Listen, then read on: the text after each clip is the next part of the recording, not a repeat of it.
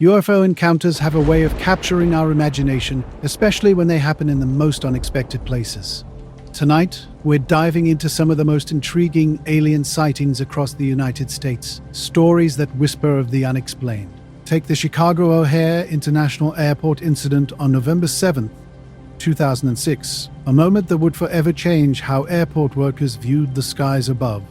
On that cold, grey afternoon, something extraordinary was happening just above gate C17. At first, only a few employees noticed. A mechanic walking beneath a United Airlines jet suddenly stopped, staring upward. There, in a patch of overcast sky, sat a perfectly round, metallic object, completely stationary, silent, and seemingly observing. No lights, no sound, no wings. This was not like any aircraft anyone had seen before. Word spread quickly. Pilots, ramp workers, and gate agents all turned their eyes skyward. One ramp employee would later describe a grey-silver disc hanging motionless right over their gate. The object remained fixed just below the cloud ceiling, estimated at about 1,900 feet. Then, without warning, it shot upward through the clouds with incredible speed, punching a visible hole through the thick, overcast layer. Witnesses described it like a circular cutout in the sky, revealing a patch of clear blue above the grey. This hole lingered for several minutes before gradually closing with drifting vapor. At least 12 United Airlines employees reported seeing the object during the approximately 5-minute event. Notably, no passengers came forward as witnesses. The sighting was exclusively among airline and ground crew personnel, with a direct view of the sky near gate C17. What began as an internal discussion quickly spread. Employees began reaching out to the National UFO Reporting Center and the Mutual UFO Network, moment into a mystery that would spark endless speculation and wonder. In the world of aviation, a peculiar incident was brewing.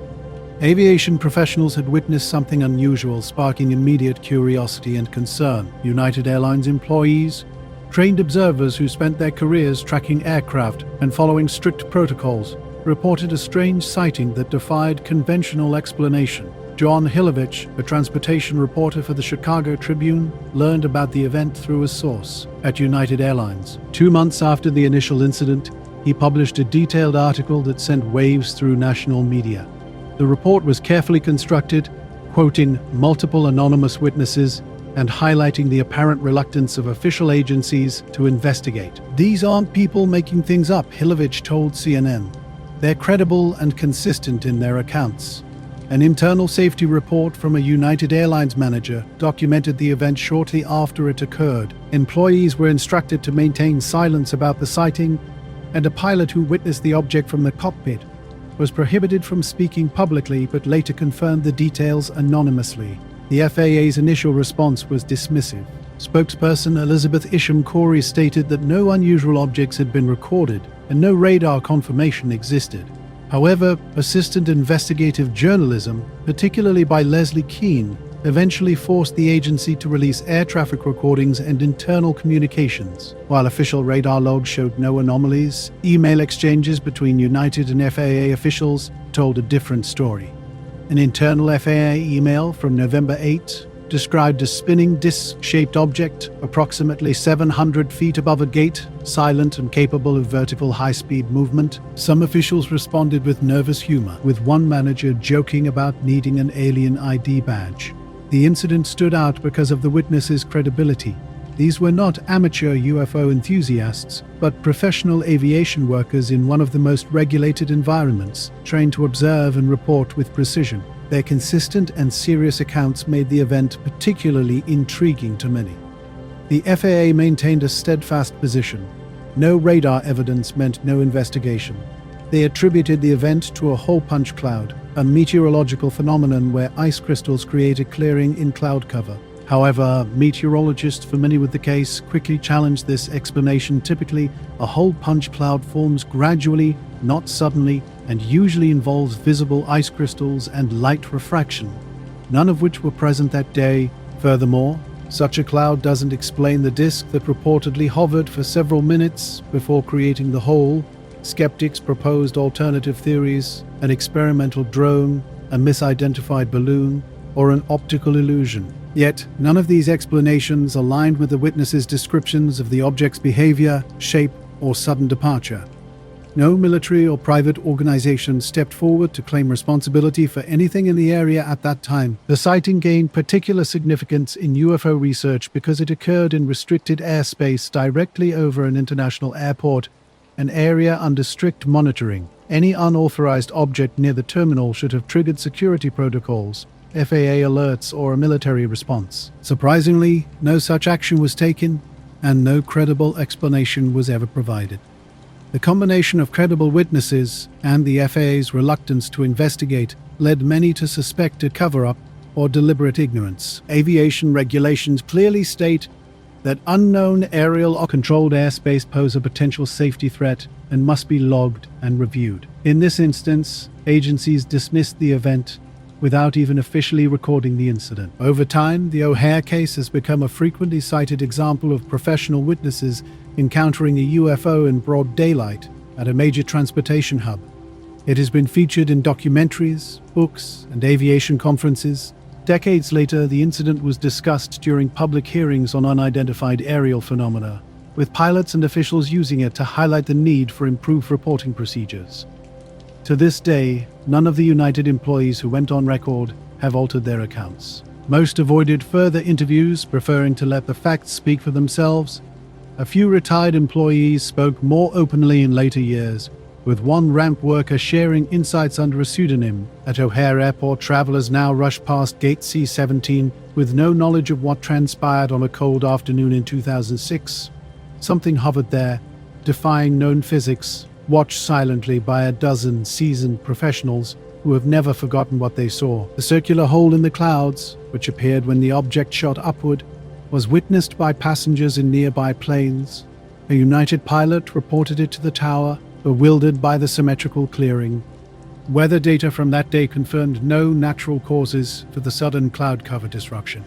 FAA radar reportedly detected nothing unusual, at least according to public statements. Subsequent attempts to recreate the visuals using CGI have failed to capture the strange precision and silence of the actual event. Whether it was a drone, an experimental craft, or something not of this world remains a mystery. In the controlled chaos of one of America's busiest airports, amid concrete, radio chatter, and polished glass terminals, the sky opened briefly and silently, and something impossible flew away. The Hudson Valley UFO wave began in late 1982 and continued until 1986. It started with a phone call from a woman in Hopewell Junction. Her voice calm but shaky. "There's something hovering over the trees behind our house," she told the dispatcher. "It's big, really big, and it's not making a sound." Within minutes, another call came in, this time a man driving on Route 9. "It's above me right now," he said. "Triangular shape, huge lights all around it." He pulled over, feeling compelled to stop. By 9 p.m. on March 24, 1983, the Yorktown Heights Police Department was overwhelmed by eyewitness reports. By 9:30, the roads were lined with stopped cars and pointing fingers. People stood on their lawns, in fields, on rooftops, all staring skyward at the same thing. A vast, silent craft studded with multicolored lights crept through the night sky like a ghost made of steel and glass. This was not a one-time event, not a hoax, and it would not be going away anytime soon.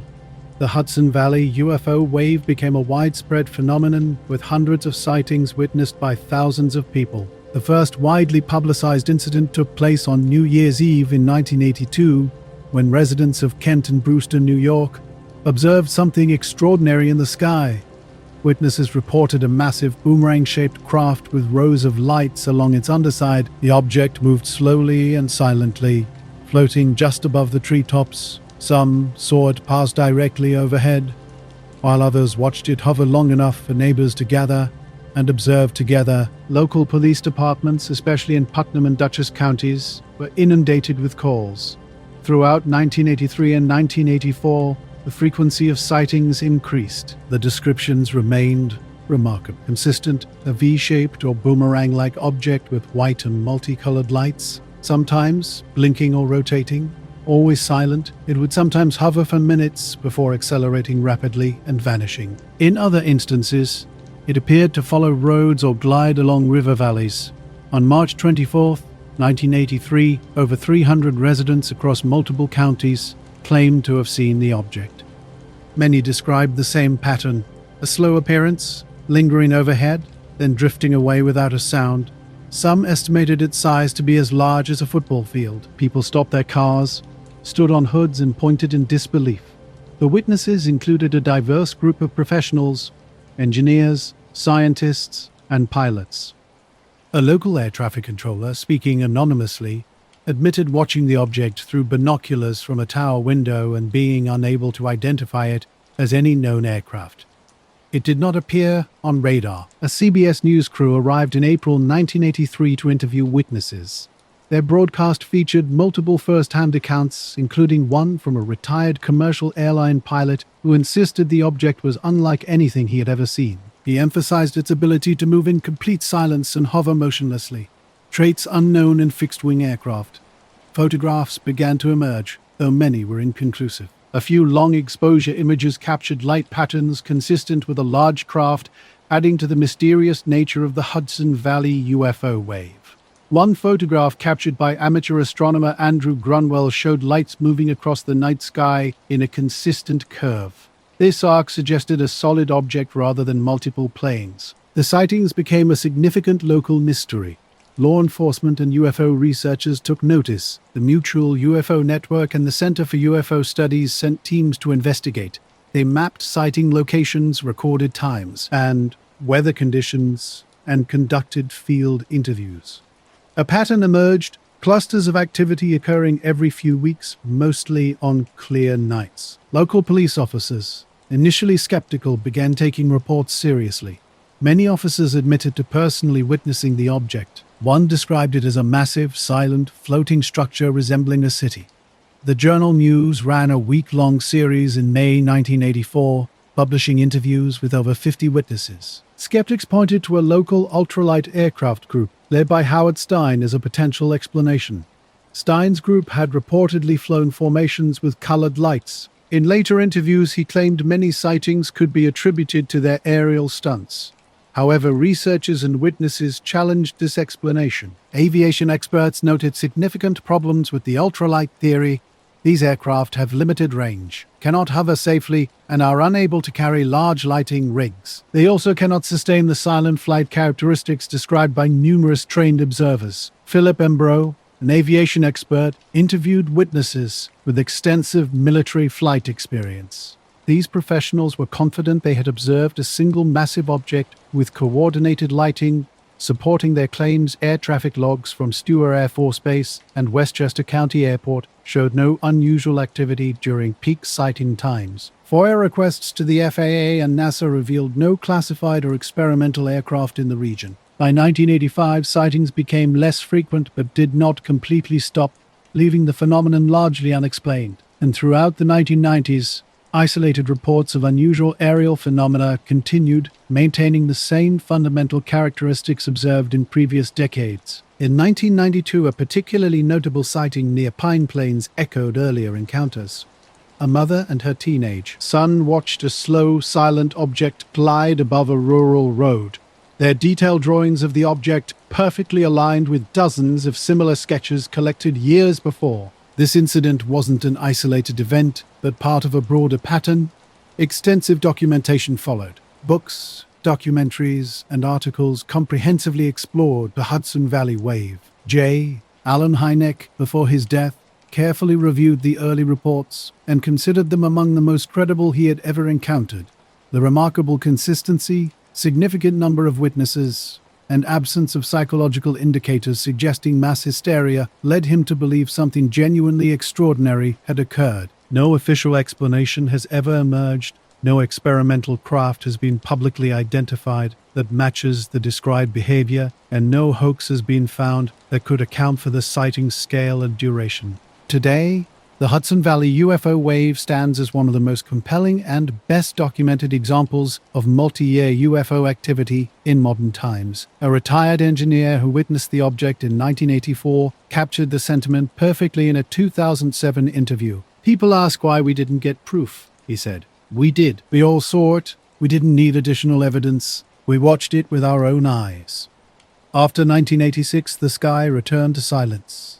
Yet for many witnesses, the experience remained vivid and transformative.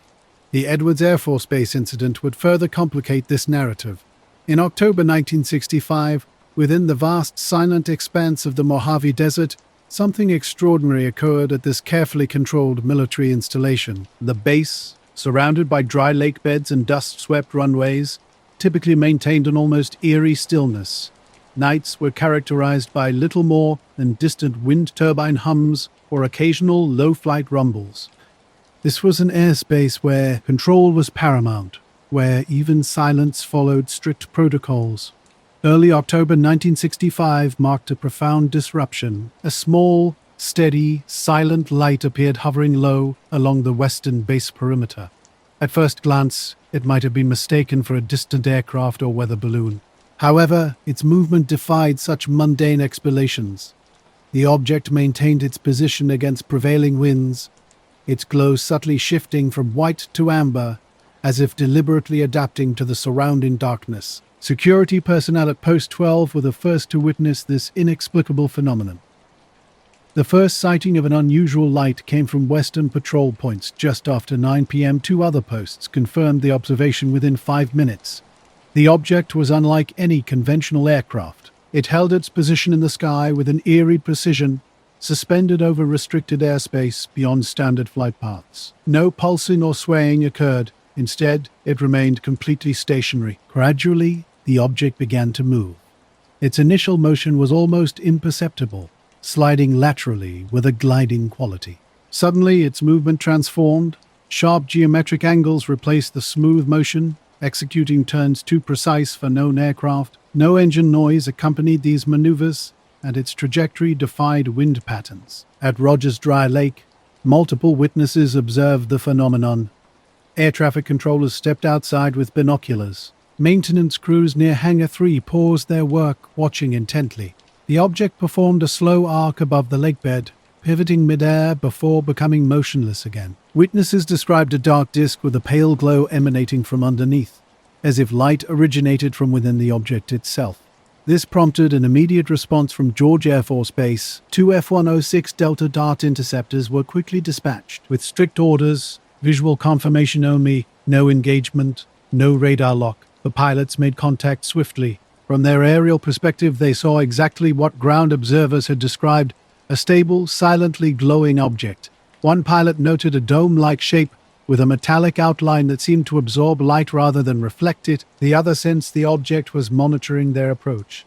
As the jets closed in, the object ascended vertically with an acceleration no known aircraft could match. It turned sharply westward, vanishing over the ridgeline. Both pilots lost visual contact within seconds, and no radar registered its departure. A comprehensive investigation followed.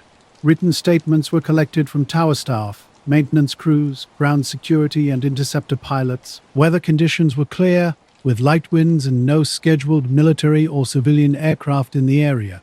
The FAA confirmed no other objects were airborne that night. The incident was ultimately categorized as an anomalous aerial object displaying non-ballistic movement, a description that captured its inexplicable nature without offering definitive explanation. A log entry was made about an air defense incident, but no alert went to NORAD. An Air Force officer from Wright-Patterson arrived within 2 days. Though unnamed in internal documents, he belonged to what was then an active Project Blue Book operational wing. He conducted private interviews with the pilots, leaving ground observers out of the process. No forensic examination of the airspace or runways occurred. The report was classified as a Class D case, unexplained, with multiple corroborated visual sightings and no corresponding radar or known platform. It had never reached public summaries. Decades later, FOIA researchers uncovered event fragments. A redacted log from October 7, 1965 confirmed an unscheduled flight sortie at 21:17 hours, designated a Type 3 scramble, code for visual intercept based on ground reports. A declassified radar technician note referenced visual confirmation by tower and patrol, describing an object with non-reflective maneuvers inconsistent with known aircraft. Radar showed no secondary emissions. An internal memo from October 9, 1965, detailed the object's extraordinary capabilities, demonstrated controlled movement and significant acceleration beyond known test parameters, no evidence of adversarial platform or unauthorized incursion. Recommend no further dissemination beyond immediate command. No press release followed. No official public mention was made. The incident remained sealed, another unexplained file in a locked cabinet of mysterious sightings. Civilian UFO researchers eventually connected the event to Edwards through FOIA filings. Interviews with retired personnel filled knowledge gaps. A maintenance crew chief recalled being instructed to avoid formal logging, merely noting that training had temporarily paused. A tower observer, years after retirement, described the flight as unnervingly smooth and deliberate, like watching a machine that didn't care if we saw it or not. Within Edwards, the story quickly faded. No subsequent sightings emerged. Intercept flight logs were quietly removed from routine circulation. According to one account, the pilots who responded that night were reassigned within a year. No, a pattern was brewing. The Edwards case and a recent sighting at Vandenberg Air Force Base shared an uncanny similarity. A glowing object hovering over test ranges detected by witnesses but invisible to radar and without a sound. By the 1980s, Project Blue Book had shuttered its operations. The Edwards incident remained locked away in classified archives, untouched and unexplored. Only through Freedom of Information Act releases and meticulous cross-referencing did flight logs and radar notes gradually reveal fragments of the story. Yet even now, the full picture remains tantalizingly incomplete. No photographic evidence existed. No telemetry data. Just seasoned observers, trained professionals intimately familiar with aerial phenomena, witnessing something that defied all standard classification. Years later, a retired radar specialist would distill the experience into a stark summary. Their world-class detection systems meant nothing that night. Everyone saw it, but the technology couldn't. The Mojave Desert often swallows mysteries in its vast, dry silence. But this incident demanded attention. A light appeared. It lingered. When challenged, it vanished without trace, without sound, without explanation. Some stories get classified for sensitivity. Others get buried because they simply don't conform. This story was both. The setting was rural Kentucky on August 24th. Warm, still summer air filled with cricket song. At the edge of Kelly, a white farmhouse stood quietly among pastures and scattered trees. Inside, the Sutton and Taylor families and their friends were enjoying an ordinary summer evening. Billy Ray Taylor, visiting from Pennsylvania, went outside to draw water from the well. Crossing the yard, he spotted something extraordinary in the western sky. A bright, silvery object moving silently, descending in a smooth, low arc toward distant tree lines. Its glow was steady, its movement fluid, making no sound above the insect chorus. He watched it disappear beyond the trees and hurried back inside to share his observation. Initially, the family was skeptical. The night seemed peaceful, nothing suggested an impending disruption. Soon after, sharp dog barks drew everyone to the windows, signaling something was amiss in the dark fields surrounding the house. A faint glow seemed to be drawing nearer. Some ventured onto the porch for a closer look. From the darkness, a small figure emerged, barely 3.5 feet tall. Its head was oversized and rounded, with large, luminous eyes that stood out dramatically. Long arms nearly touched the ground, ending in talon-like fingers. The body gleamed with a metallic sheen, catching what little light existed. Short, thin legs moved with a slow, deliberate glide that was unnatural and unsettling. The group quickly retreated inside, bolting the door. This was something completely unfamiliar. Armed with a shotgun and a .222 rifle, the men positioned themselves near the windows, watching intently. One of the beings approached, stopping just short of the porch steps. A shot rang out. The small figure flipped backward, but instead of falling, it seemed to float gently to the ground before swiftly disappearing into darkness. No cry, no visible injury, just a silent retreat. A noise from above drew their attention. Billy Ray looked up to see another figure peering over the roof's edge, its glowing eyes fixed directly on him. Another shot was fired, but the figure vanished. Moments later, it reappeared at a side window. This pattern continued for 2 to 3 hours. The being circled the house, moving between windows, roof, and fence line with smooth, fluid motions that weren't like human walking, but more of a gliding motion. Apart from occasional scraping sounds, they remained silent. Inside, the family kept lights burning and weapons at the ready. From different vantage points, multiple people sometimes spotted more than one being. Their eyes were most memorable, bright, reflective, unmistakable in the lamplight. As visits became less frequent, the family seized the opportunity. They piled into 2 cars and drove to nearby Hopkinsville. The seriousness of their account and their number convinced local officers to investigate it immediately. Soon, the farmhouse was surrounded. Local police, state troopers, a sheriff, and military police from Fort Campbell combed the grounds. They found spent shell casings, bullet holes in window frames, and roof scratches. Yet despite the dry, firm ground, no footprints or tracks were discovered. Police officers interviewed witnesses separately, and remarkably, they all provided the same detailed description. The beings were small with oversized heads, luminous eyes, elongated arms, and a distinct metallic sheen. They moved silently but deliberately, seeming more interested in observation than confrontation. They repeatedly approached the property without attempting to force entry. Law enforcement remained on site until dawn. Just before departing, one of the creatures was spotted near the tree line. Even in daylight, its metallic surface was visible, though it quickly retreated into the surrounding woods. News spread rapidly the following day. Journalists descended on the farm, and media outlets soon dubbed the incident the Hopkinsville Goblins case, a label the original witnesses disliked. Debate quickly emerged between skeptics and believers. Skeptics proposed the beings were misidentified great horned owls, pointing to their glowing eyes, claw-like hands, and silent movement.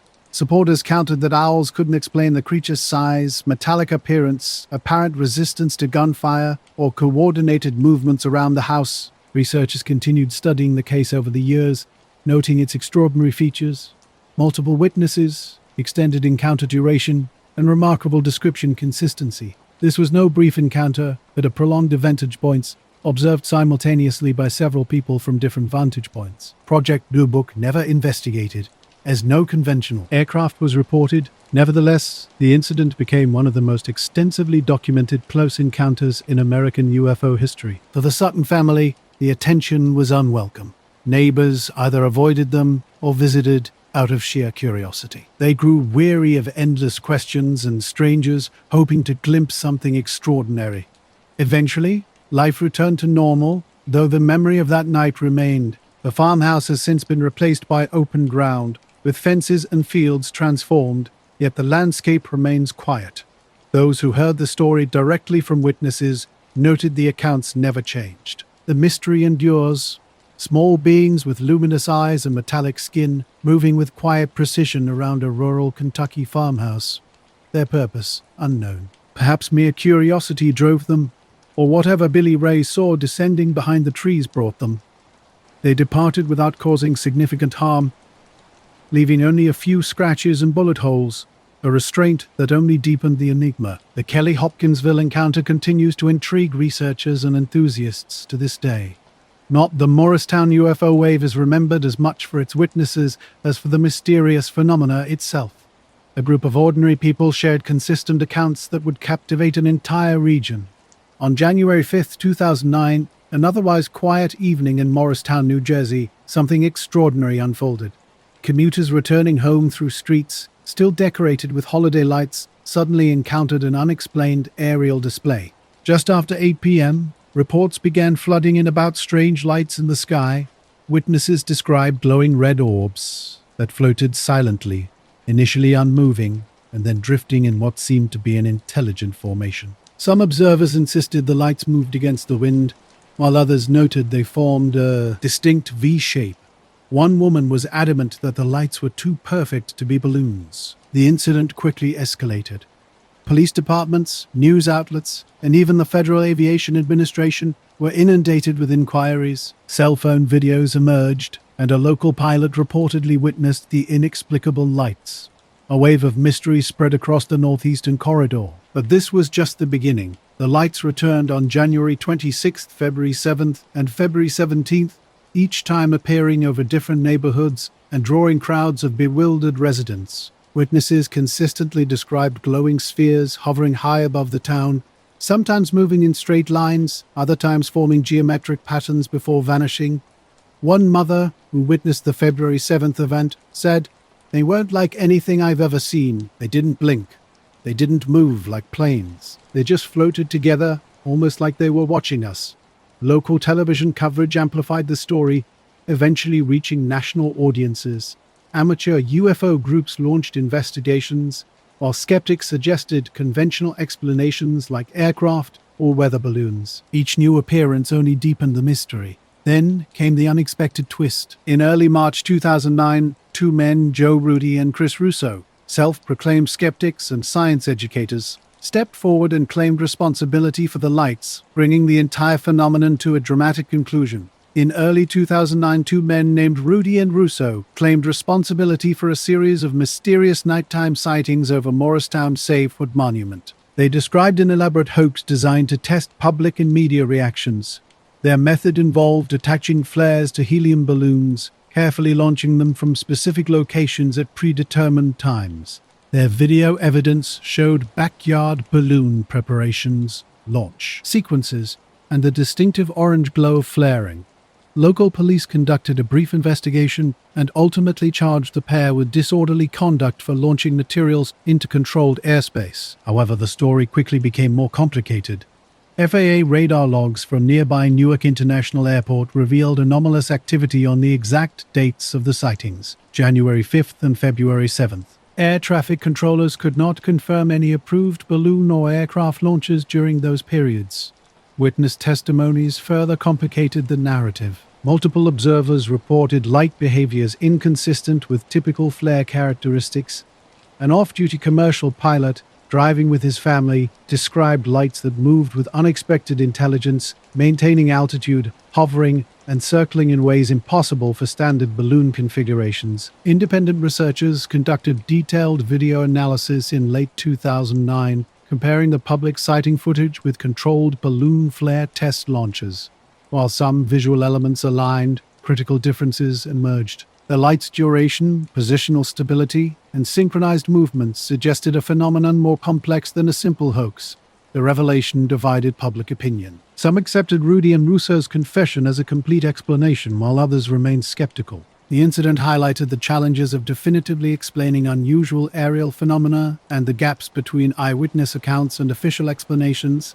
Residents across several towns reported witnessing objects that defied balloon physics, sparking intense curiosity and skepticism. Despite Rudy and Russo admitting responsibility for only 3 nights of activity, eyewitness accounts and radar data suggested sightings on additional evenings. The duo dismissed discrepancies as coincidences or overactive imagination, but investigators remained unconvinced. Multiple FAA logs recorded anomalies, raising questions about the true nature of the events. Some speculated the hoax might have been a convenient cover for something more complex. UFO history is riddled with disinformation tactics designed to confuse the public or redirect attention from sensitive airspace activities. A retired military analyst, speaking anonymously, explained the strategy: create a real incident, drown it in noise, stage a similar hoax, then discredit both. That's how you erase something from public memory.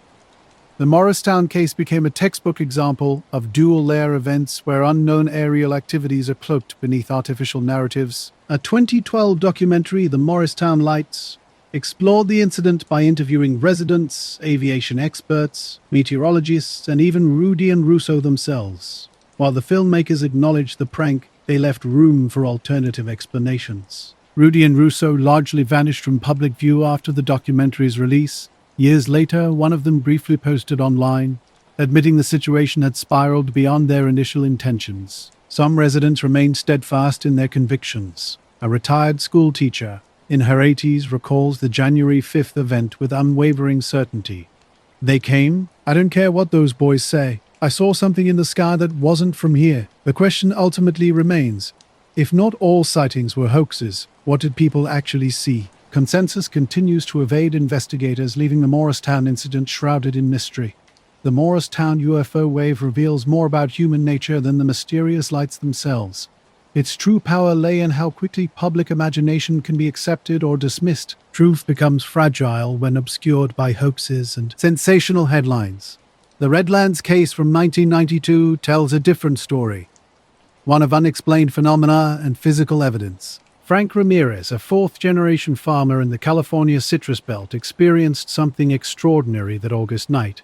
While repairing fencing earlier in the evening, Frank first spotted an unusual light hovering over his back fields. Initially, he thought nothing of it. The heat, his fatigue, and the assumption of a helicopter made it seem unremarkable. But when he returned outside hours later, the light remained stationary.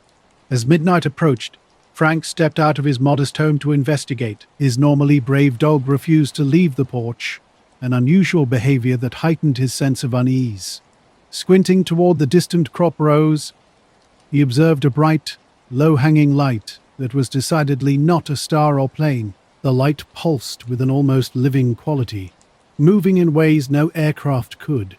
It dipped and drifted, then gently lowered toward the property's far end before vanishing just above the tree line. No explosion, no wind, no sound accompanied its movement. Morning revealed the aftermath. Frank's thriving alfalfa field now bore a scorched circular patch nearly 30 feet wide. The grass had collapsed outward in a spiral pattern. Discoloration at the circle's edge suggested extreme heat, while the center was reduced to blackened stubble and ash. What began as a quiet local mystery soon attracted state investigators, private researchers, and whispers from law enforcement. More than a decade later, the incident remains unsolved. Was it a prank, a genuine, unexplained event? The truth likely lies somewhere between masked by fire, helium, and our own assumptions. The Redlands case became one of the strangest unsolved incidents of early 90s California, a close encounter that left behind physical damage, missing evidence, and countless unanswered questions. Notice Field was marked by an unusual incident. During the night, Frank noticed something strange hovering above his land. The object wasn't like a typical aircraft. No blinking lights of a commercial plane or distinct markers of a helicopter. Instead, its movement was precise and calculated, hovering completely still, then shifting in sharp, angular patterns upward, sideways, and back again. Frank described its motion like a cursor moving across a computer screen. Quick, sharp movements followed by sudden stillness. Though he didn't report anything that night, the damage to his field by dawn compelled him to contact the San Bernardino County Sheriff's Department. A deputy arrived and documented the scene. A perfect circular impression was visible from the road, pressed into the alfalfa, as if by immense weight. Notably, there were no tire tracks or vehicle marks. The grass remained uncut, flattened in a clean radial pattern with a blackened center. After filing a basic report, the deputy mentioned notifying March Air Reserve Base. Nothing materialized from that conversation. 3 days later, 2 men in unmarked clothing arrived, identifying themselves as Department of Agriculture representatives. They requested soil samples, which Frank permitted. They collected specimens from the center, edges, and undisturbed perimeters before departing without leaving contact details. When Frank followed up with the county, they had no record of dispatching any team. Local reporter Sandy Clean learned about the incident through sheriff's office contacts. She interviewed Frank, captured photographs, and published a brief article in the Redlands Daily Facts under the understated headline, "Farmer Reports Mysterious Crop Damage." One peculiar detail emerged during film development. The frames near the crop circle's center were inexplicably fogged, streaked with white static patterns. Other photos taken minutes before and after remained perfectly clear. A Nikon F81S camera had no history of malfunctions and had been tested at a local shop with no detected issues. Within a week, Frank's story reached the Los Angeles MUFON chapter. Investigators arrived equipped with Geiger counters, soil testing kits, and magnetometers. Their findings were surprising. The soil at the burn area's center displayed elevated magnetic disturbance. While not radioactive, laboratory analysis confirmed extreme temperature indicators through fused silica particles in the upper layers. A strange event unfolded on Frank Ramirez's farm in Redlands during 1992. Microscopic examination of leaves revealed exploded cell walls, indicating extreme conditions. Plants at the circle center showed signs of sudden dehydration, which scientists noted could only occur through intense heat or microwave-level energy. The grass pattern added another layer of intrigue. Blades were bent at the base in a precise, clockwise formation, suggesting a controlled force rather than random damage. By mid-September, similar incidents emerged on at least 3 nearby farms within a 10-mile radius. Local ranchers reported unusual occurrences. One described his goats breaking through fencing and witnessing a disc-shaped object passing over a hill. Another noted his dogs refusing to enter a specific area of their grazing field following an unexplained sky flash. Official channels remained silent. The San Bernardino County Sheriff's Department offered no comment, and the original report was never made public.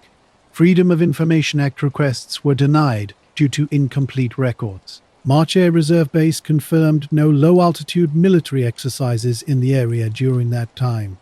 The event might have remained a regional curiosity due to the year's more prominent news cycles, political shifts, natural disasters, and international conflicts. Yet among researchers, the Redlands case stood out. Unlike later crop circle reports from the UK, which often involved hoaxes or artistic installations, this formation appeared spontaneously, was witnessed by few, and left measurable environmental impacts. Independent laboratory results from the MUF team, published quietly in a 1993 symposium report, suggested exposure to a directed energy source. The circle's edges were clean, with no fuel residue or evidence of human intervention. Notably, Frank Ramirez never sought publicity. He continued farming the land for 15 more years, consistently deflecting questions with a simple statement about what he had witnessed. Not a dark night in New Hampshire. Something unusual was about to unfold. The date was September 3rd, 1965, just after midnight along Route 101. Officer Eugene Bertrand Jr. was on patrol, his high beams cutting through the quiet countryside. Moonlight and the occasional rustle of trees created an eerie backdrop. Something caught his attention, a dog's urgent, persistent barking. This wasn't normal, especially at this hour. Bertrand pulled over and spotted a young woman sitting in her car, visibly shaken. When he approached, she explained what had happened moments earlier. A large, silent object had descended from the sky, hovering just above her vehicle. Bright red lights blinked in a circular motion underneath. Her dog was frantic, and she was too frightened to move. She was clear and composed, adamant about what she'd seen. Bertrand took her statement and let her go, thinking it might be a low-flying plane or a trick of light. But something didn't feel right. Less than an hour later, another report came in, this time from an 18-year-old named Norman Mascarello, who had been hitchhiking home from his girlfriend's house. The Redlands UFO case would later become a significant moment in UFO research. It remained one of the few domestic cases in North America where a single witness encounter included unexplained physical evidence, electromagnetic disturbance, and soil damage, all occurring in a brief event without official federal investigation. For researchers, this was a classic close encounter of the second kind, CE2, a UFO sighting that leaves behind trace evidence. In Redlands, that trace was scorched earth, magnetic interference, and an enduring mystery. On the night of August 18, 1992, something hovered silently above a field, leaving a perfect burned circle in the California soil, a mark etched deeply into UFO history. 9. In Kensington, something caught Mascarella's eye in the field beside him. A brilliant red light pulsated in the darkness, initially resembling a house on fire. Gradually, a shape emerged from the shadows. A massive, silent object rose from behind the trees, hovering low over the field. 5 powerful red lights pulsed in sequence, allowing Mascarella a clear view of its metallic, structured underside. Overcome with fear, he dropped to the ground. When he looked up again, the object remained motionless, watching. Then it drifted silently across the road. Panicked, Mascarella ran to the nearest house and pounded on the door. With no response, he continued to a farmhouse and called the police. At the station, Officer Bertrand was startled by the teenager's arrival. Breathless and visibly shaken, Mascarella's account mirrored a story Bertrand had heard earlier. Though UFO stories often circulated in newspapers, this didn't feel like a typical prank. Mascarella's precise details about the lights, hovering, and absolute silence convinced Bertrand to investigate personally. He brought Mascarella in his cruiser, and they were joined by Officer David Hunt at the scene. As they walked through the field, sweeping their flashlights across the darkness, they suddenly froze. Rising over the treetops exactly as Mascarella had described was a large object with 5 bright red lights. The lights rotated in a circular motion from left to right, casting eerie shadows and bathing the trees in an unnatural glow. The craft began to drift toward them, Slowly and silently, it hovered overhead and continued until it disappeared behind the tree line. Muscarella shouted, while Bertrand and Hunt stood speechless. This was undeniably real. Returning to the station, Bertrand carefully documented the incident. He avoided speculation, simply describing a large, silent object with 5 red lights that hovered and moved without visible propulsion. It didn't resemble any known aircraft and made no sound.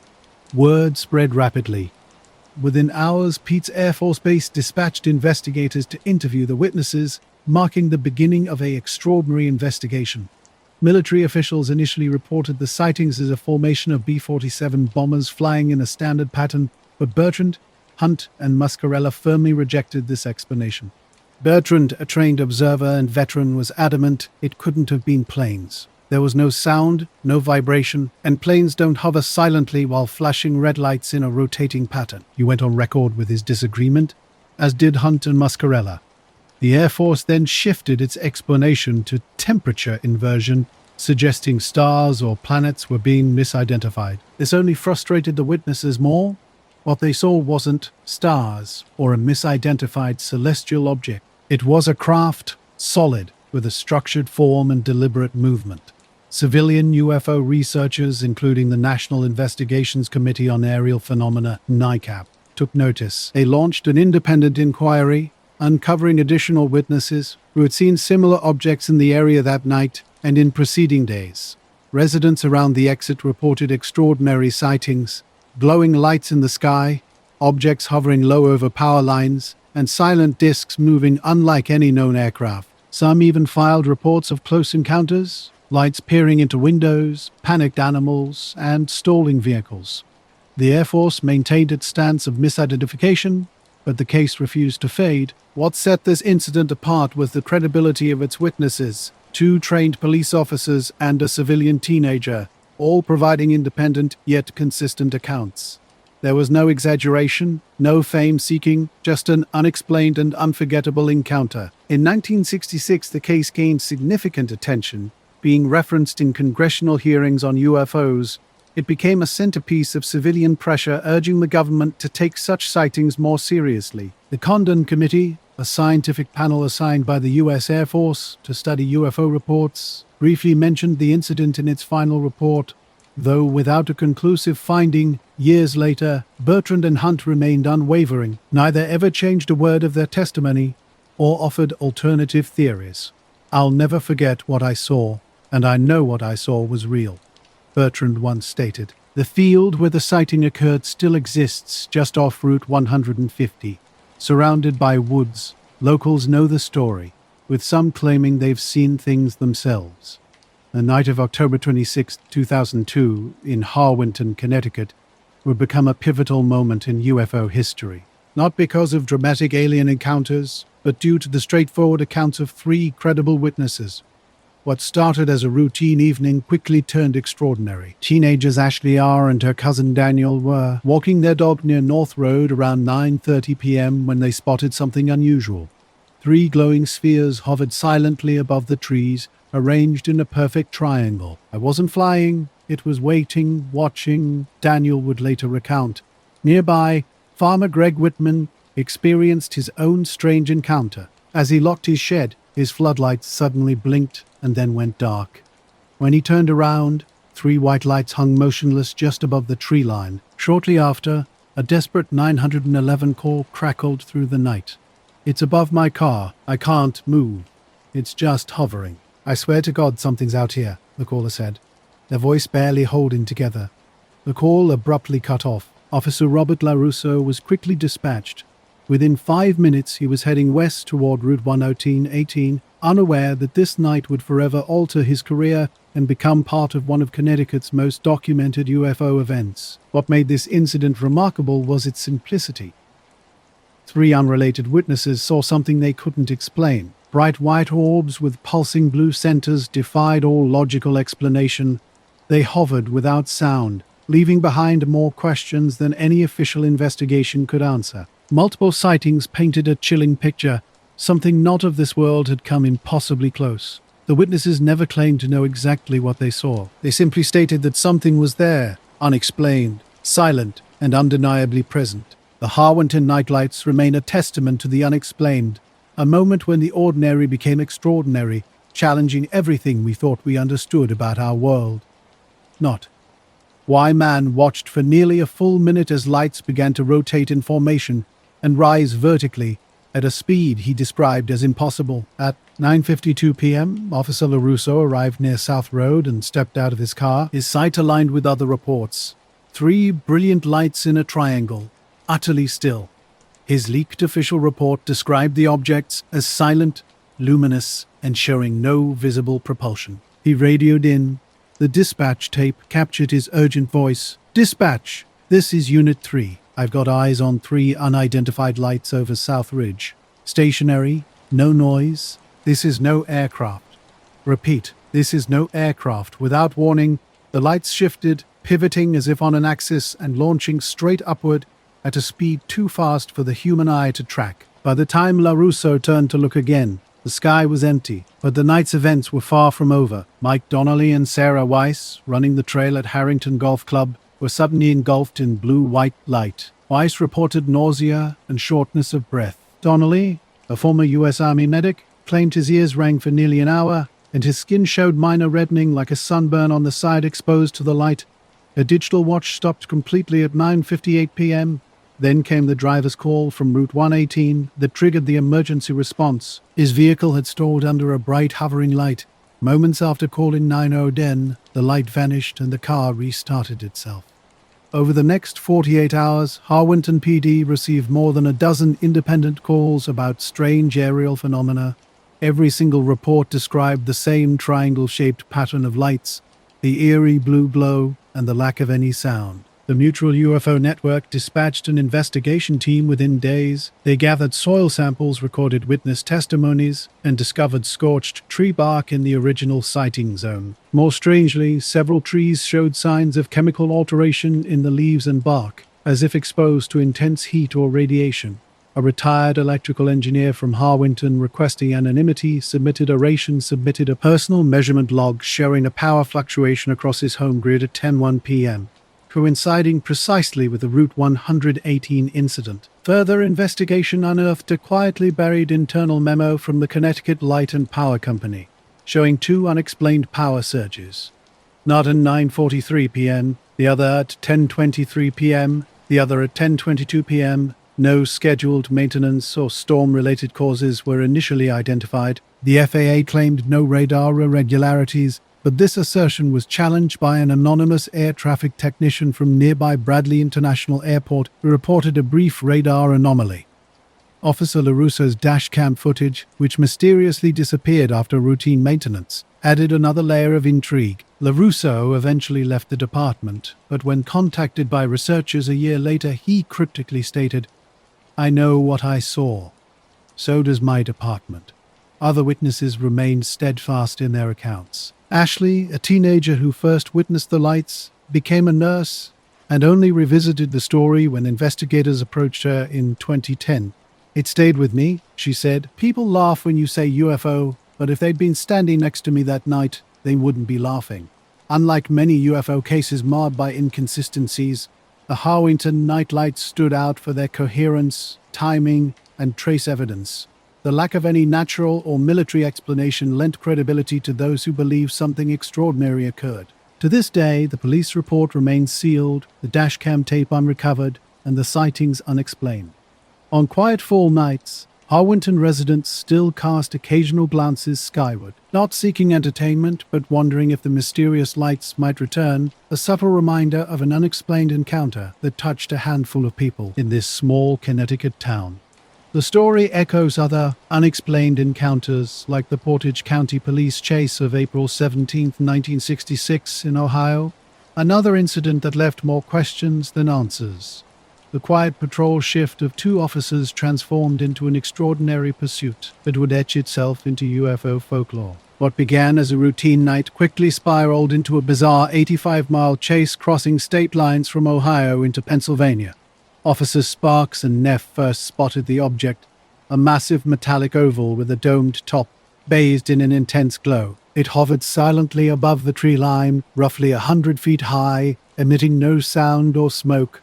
When Neff stepped out of the car, he too witnessed the strange craft. The object's behavior was unlike any conventional aircraft. It moved with an almost deliberate intelligence, speeding up when the officers gained ground, hovering when they stopped, climbing and descending with impossible fluidity. As they followed through rural towns like Atwater, Randolph, and Alliance, other law enforcement joined the pursuit. Neighboring dispatch centers relayed updates. Frank Panzanella from East Palestine Police confirmed visual contact. A civilian photographer reportedly captured images, though these would mysteriously vanish later. The craft seemed to play a game, darting upward at astonishing speeds, pausing midair, then descending, as if deliberately toying with its pursuers. Radio communications began experiencing strange interference as they approached the Pennsylvania state line. The object's unwavering glow remained constant. Near Conway, just outside Pittsburgh, after nearly 90 minutes of pursuit, the craft suddenly accelerated and vanished into the upper atmosphere. National media descended immediately. The Associated Press broadcast the story coast to coast. Police chase flying saucer 85 miles. Reporters swarmed the Ravenna Sheriff's Department. TV crews demanded interviews. Sparks, Neff, and other witnessing officers provided statements. Within days, Project Blue Book, the military's official UFO investigation program, became involved, marking the beginning of an investigation that would captivate the nation's imagination. After an official U.S. Air Force investigation into the UFO incident, SEN representatives questioned the key witnesses, Spohr and Neff, extensively. Spohr later claimed the investigators seemed more focused on discrediting them than uncovering the truth.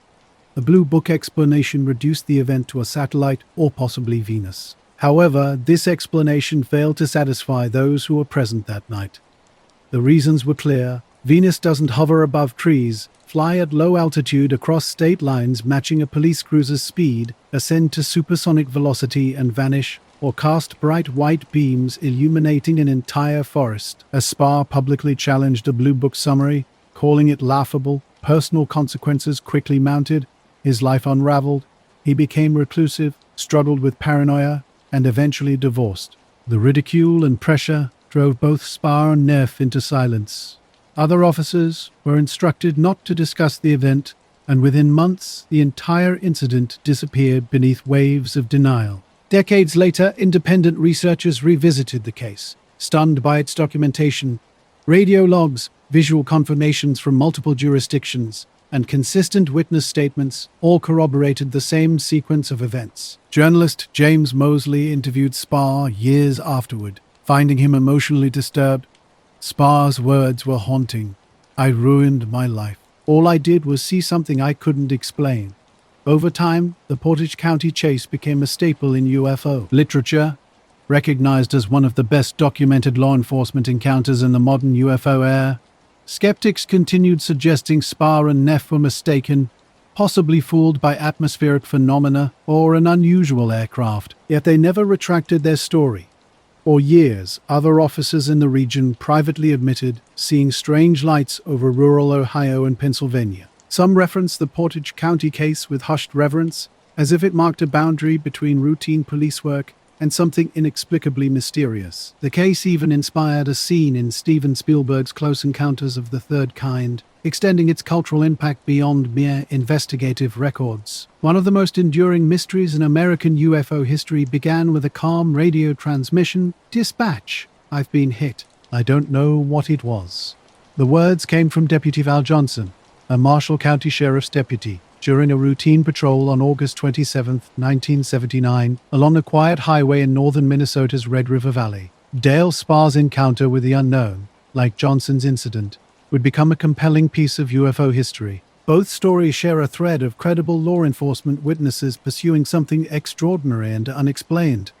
Spielberg would later cite the Portage County incident as influential in his portrayal of law enforcement confronting the unknown. The terrain that night was typical of the region: flat farmland, empty roads, and a vast open sky. At 1:40 a.m., Johnson was driving north on State Highway 220 near Warren when something unusual occurred. His patrol car crash and bizarre encounter would become one of the most intriguing unsolved cases in UFO research.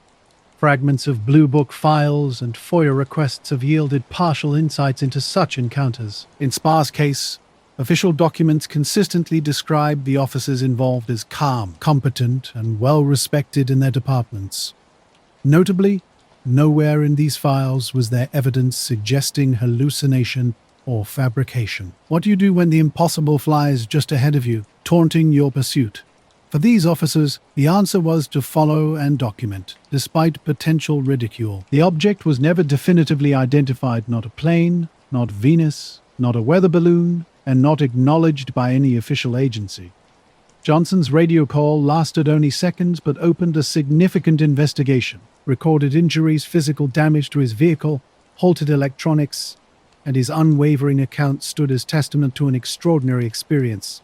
Like Spa, who passed away in 1983 without ever recanting his story, Johnson's encounter remains a mysterious chapter in UFO documentation. To this day, the objects in both Spa's and Johnson's encounters remain unidentified, their stories buried among thousands of declassified reports, yet continuing to echo through the back roads of American law enforcement history. Not a strange incident occurred east of Stephen, Minnesota, involving a possible aircraft or unusual light. Officer Johnson was the closest law enforcement official on duty that night. While investigating the area, something unexpected happened. Johnson radioed back after about 10 minutes, reporting that something had struck his vehicle, leaving him injured and his car disabled. Assistance was quickly dispatched. When help arrived, they found Johnson conscious but disoriented in his Ford LTD patrol car. The windshield was smashed inward, the hood dented, and the antenna bent at a sharp angle. Most intriguingly, both his wristwatch and the car's dashboard clock had stopped at exactly 2:19 a.m. According to Johnson's account, as he drove toward the initial sighting, he saw a small, intensely bright light hovering low above the road. He initially thought it might be a downed aircraft or a car with high beams. Suddenly, the light shot toward him. "I remember the light engulfed the entire car. That's the last thing I saw before I blacked out," he told investigators. When he regained consciousness, the car was off the road and idling in the grass. The windshield was cracked in a circular pattern, inconsistent with a stone or animal strike. His eyes were watering and swollen, resembling a mild flash burn. His upper face showed reddening and a slight burn-like irritation. Medical staff at Warren Hospital confirmed his injuries, but found no long-term internal trauma. The vehicle's damage puzzled everyone. The antenna, made of durable metal, was sharply bent back, requiring substantial force, yet its base remained intact. The roof-mounted emergency light was cracked, and the hood bore a round dent. Most significant was the simultaneous stopping of the dashboard clock and Johnson's wristwatch at 2:19 a.m. They resumed ticking after being reset, suggesting a temporary electrical disruption. Marshall County Sheriff Dennis Breyer immediately preserved the evidence. Photographers documented the vehicle and scene. Johnson was interviewed multiple times in the following weeks, consistently maintaining his account. The car was sent to experts for analysis. Ford Motor Company engineers examined the damage but could not provide a mechanical explanation. Signs of a collision were absent. No blood, no fur, no tire marks from another vehicle. The car's trajectory told a different story. Skid marks showed the vehicle had braked sharply, veered, then coasted to a stop. Led by Alan Henry, investigators from CUFOS Center for UFO Studies conducted a full inquiry. Henry considered this one of the most credible cases he'd encountered. The report highlighted Johnson's reliability, the physical evidence, and the lack of any apparent motive for fabrication. Reproducing the antenna damage proved impossible. Scientists and engineers, including a physicist from the University of Minnesota, examined the car. No one could replicate the exact curvature of the bent antenna without breaking it. The windshield's glass pattern was equally puzzling. Its circular shatter didn't align with typical impact cases. Even the dashboard clipped flashlight had melted in places, suggesting exposure to intense localized heat. Val Johnson wasn't your typical UFO witness. A respected deputy with an unblemished record, he had no history of mental illness or prior interest in paranormal phenomena. Fellow officers described him as calm, professional, and intensely private. After the incident, Johnson gave measured interviews to local and national media. "I don't know what it was," he'd say. "I just know it was real." He never speculated about extraterrestrial origins or sought attention. Following a brief media cycle, he withdrew completely from public view. Johnson briefly returned to duty before leaving law enforcement and moving to another part of the state. While declining most interview requests in later years, he never retracted his account. News of the crash spread rapidly, picked up by the Associated Press and broadcast nationwide. For weeks, the small town of Warren fielded calls from reporters, researchers, and UFO enthusiasts. The incident became a media fixture featured on talk shows, unsolved mystery programs, and in numerous books and documentaries. Yet the core facts remained unchanged.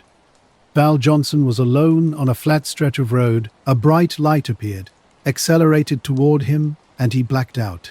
He was injured, his car damaged, and his instruments stopped. Despite investigations by local authorities, Ford engineers, and UFO skeptics, no alternative explanation was ever found. The Val Johnson patrol car crash stands as one of the most perplexing and well-documented vehicle-related UFO cases in the world.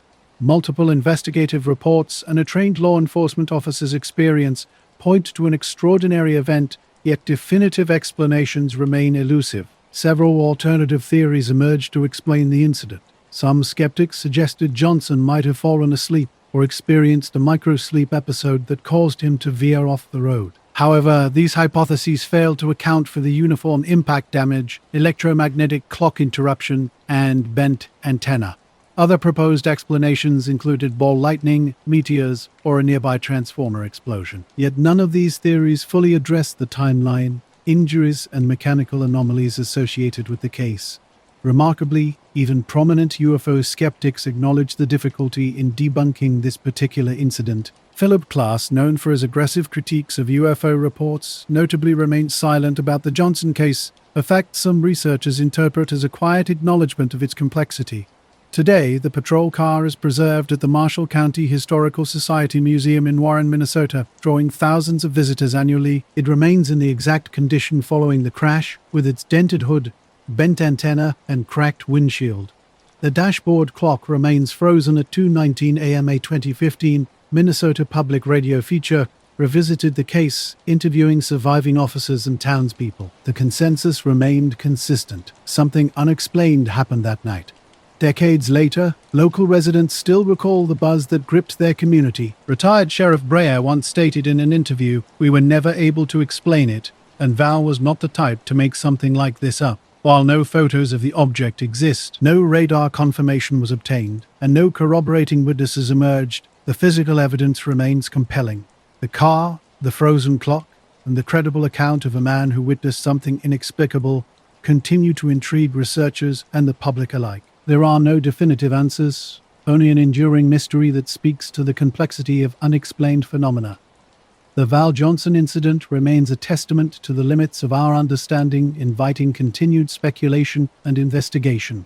Non-Ron stood motionless, mesmerized by a radiant circular object hovering just above the ground, near a line of trees on their property. The object emitted a bluish-white glow and remained completely silent. Suddenly, as if responding to his gaze, the object began to rise. It descended smoothly into the sky and vanished without a sound, leaving behind only a fading light and an inexplicable sense of wonder. Urgently, Ron bolted into the house, his voice cracking as he shouted for his parents to come outside immediately. Daryl and Irma Johnson followed him to the spot where the glowing object had been. There, they discovered a perfect circle etched into the soil, glowing faintly with an almost phosphorescent quality. This eerie ring would become the beginning of one of the most scientifically intriguing UFO cases ever documented in the United States. The formation was about 8 feet in diameter, slightly raised with a crusty white dehydrated texture within the soil. The glow was faint but unmistakable, and none of them had ever encountered anything like it before. Curious yet cautious, they reached down to touch the soil. Ron's mother immediately felt a numbing sensation in her fingers, and Daryl Johnson later reported skin irritation. Strange symptoms began to emerge. Their eyes burned, hands tingled, and everyone experienced headaches. Ron claimed to feel dizzy and disoriented the next morning. Word of the encounter spread quickly through the small farming town. Neighbors arrived the following day to examine the site. They confirmed the ring was still glowing, and the soil within had transformed into a fibrous, dry crust that contrasted sharply with the surrounding damp earth. Despite recent rainfall, the area within the ring remained inexplicably dry, Local authorities became involved quickly. A sheriff's deputy visited the farm, took statements from the family, and filed an official report. The UFO research community soon learned of the Delos ring. Organizations like APRO and NICAP contacted the Johnsons, requesting permission to study the site.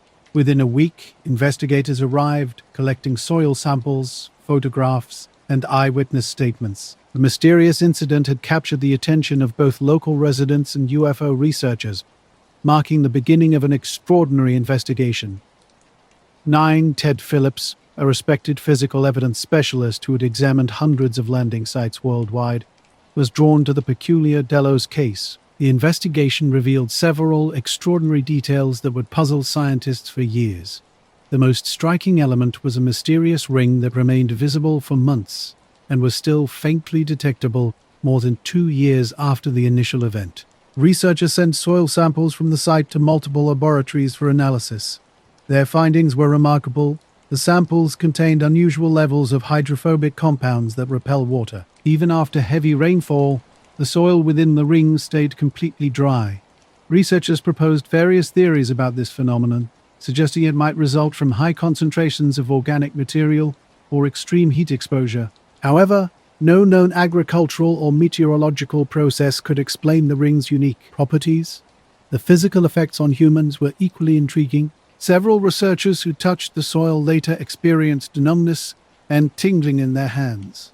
While no long-term consequences were documented, the consistent short-term symptoms among independent witnesses were compelling. Photographic documentation provided crucial evidence. The Johnson family and researchers captured dozens of photographs over several months, documenting the ring's changing appearance. Some images showed the ring as faintly luminous, while others highlighted striking variations in soil texture and color. These visual records remain powerful supporting evidence. Skeptics offered alternative explanations. Some suggested the glowing ring might be caused by fungus or mold, a natural occurrence in rural areas. However, laboratory testing definitively ruled out this hypothesis, finding no fungal spores present. Others proposed the possibility of a hoax, but the Johnson family never sought media attention or financial gain, and their consistent interviews made deception seem highly improbable. The UFO sighting itself remained the most debated aspect. Critics argued that stress or suggestion could have produced hallucinations, yet Ron Johnson's description of the craft remained consistent from the first night. A silent, glowing object with a domed top, hovering effortlessly before ascending into the dark Kansas sky. When researchers cross-referenced this sighting with other reports across the Midwest during fall 1971, intriguing patterns began to emerge. Circular craft hovering in similar configurations suggested something more than an isolated incident. In the early 1970s, researchers documented a series of unusual events around Delos that would later become a significant case in UFO studies. Silent observations in Oklahoma and Nebraska provided circumstantial context to the main incident. By 1973, scientific and UFO journals had published detailed findings about the event. What made this case extraordinary was its combination of physical trace evidence, medical symptoms, and a credible witness account from the Johnson family. For decades, the Delos incident remained one of the few UFO landings studied by mainstream scientists. Ron Johnson, years later, consistently shared his experience in interviews. "I didn't ask for this," he would say, "but it made me understand there's more to our world than what we can see." The case's uniqueness stems from its entire sequence. A silent, luminous object witnessed by a teenager, a perfect glowing ring left behind, physical symptoms experienced by multiple people, and soil that defied natural explanation. Independent lab results further complicated the mystery, all occurring on a small Kansas farm with no apparent motive for fabrication. Soil samples preserved in laboratory archives continue to challenge scientific understanding. Attempts to recreate the ring's properties through various methods, heat, chemicals, or organic manipulation, have consistently failed. Though the Johnson family has since moved away, the land where the mysterious ring once appeared remains an unmarked, quiet field. Yet among UFO researchers and scientists seeking hard evidence, the Delos ring endures as one of the most compelling cases on record. No official explanation has been provided, and no known phenomenon has successfully replicated the observed effects. On the night of October 18, 1973, near Mansfield, Ohio, another remarkable incident would unfold.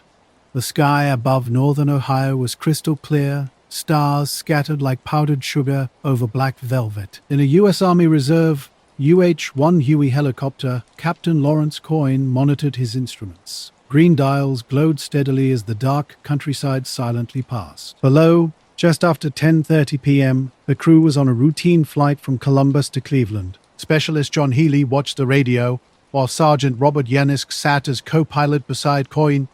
Staff Sergeant Orville Jesse occupied the left rear seat.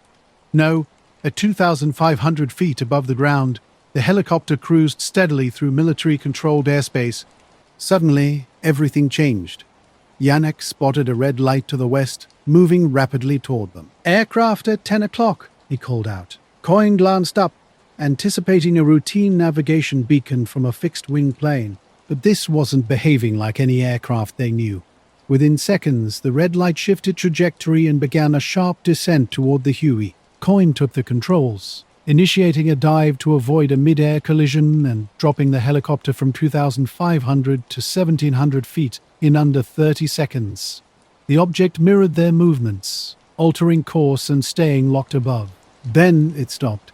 The red light stabilized just above and in front of the Huey, now completely still. A clear view revealed a gray metallic cigar-shaped craft nearly as large as a commercial jet, hovering motionless. From its center, a green light beam emerged, bright, well-defined, and focused directly on their helicopter. They were now inside it, a cockpit filled with an unnatural green glow that illuminated everything without casting shadows. It was tight, controlled, directed. Their instruments began to fail. The magnetic compass spun erratically. The radio went silent. The altimeter stopped responding. Even the controls felt briefly unresponsive. The entire crew sat in silence, suddenly aware that their training, logic, and assumptions about the world no longer applied. Less than a minute later, the object hovered, projected its beam, and then, without a sound, shot off to the west at an impossible speed, disappearing into the horizon in a fraction of a second. When the crew regained their senses, something felt wrong. Coyne checked the instruments and discovered they were now climbing at 1,000 feet per minute without any input. They had somehow reached 3,500 feet, 1,000 feet higher than their original flight altitude, as if the craft had lifted them. Coyne leveled the aircraft and contacted Cleveland Air Traffic Control. Communications had returned. He reported an unidentified object at their location. The FAA logged the... Meanwhile, on the ground in Mansfield, multiple civilian witnesses had seen the same thing.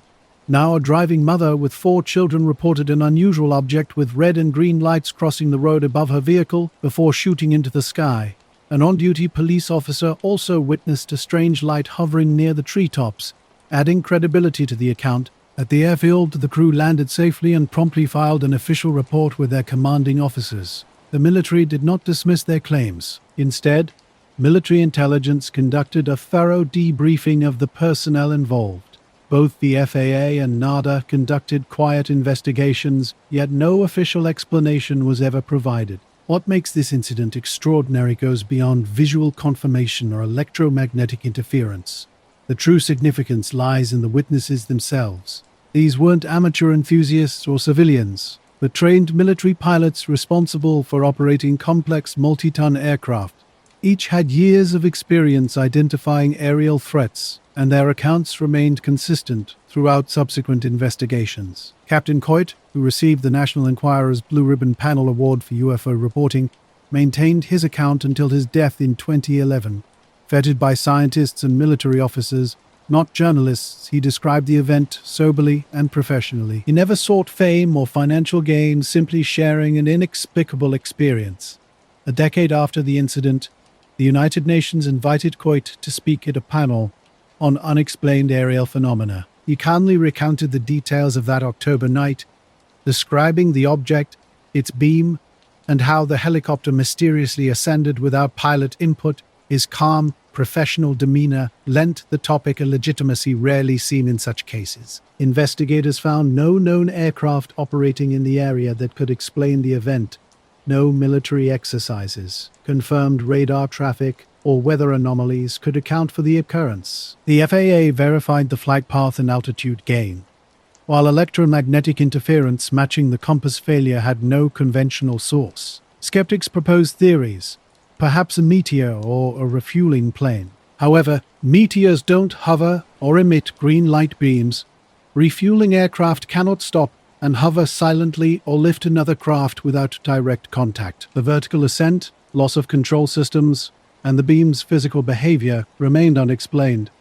UFO researchers highlight this case not just for its credible witnesses, but because it involved direct physical interaction, a phenomenon that defies conventional explanation. Stars hung like ancient lanterns in a clear sky, and whines whispered over the frozen water.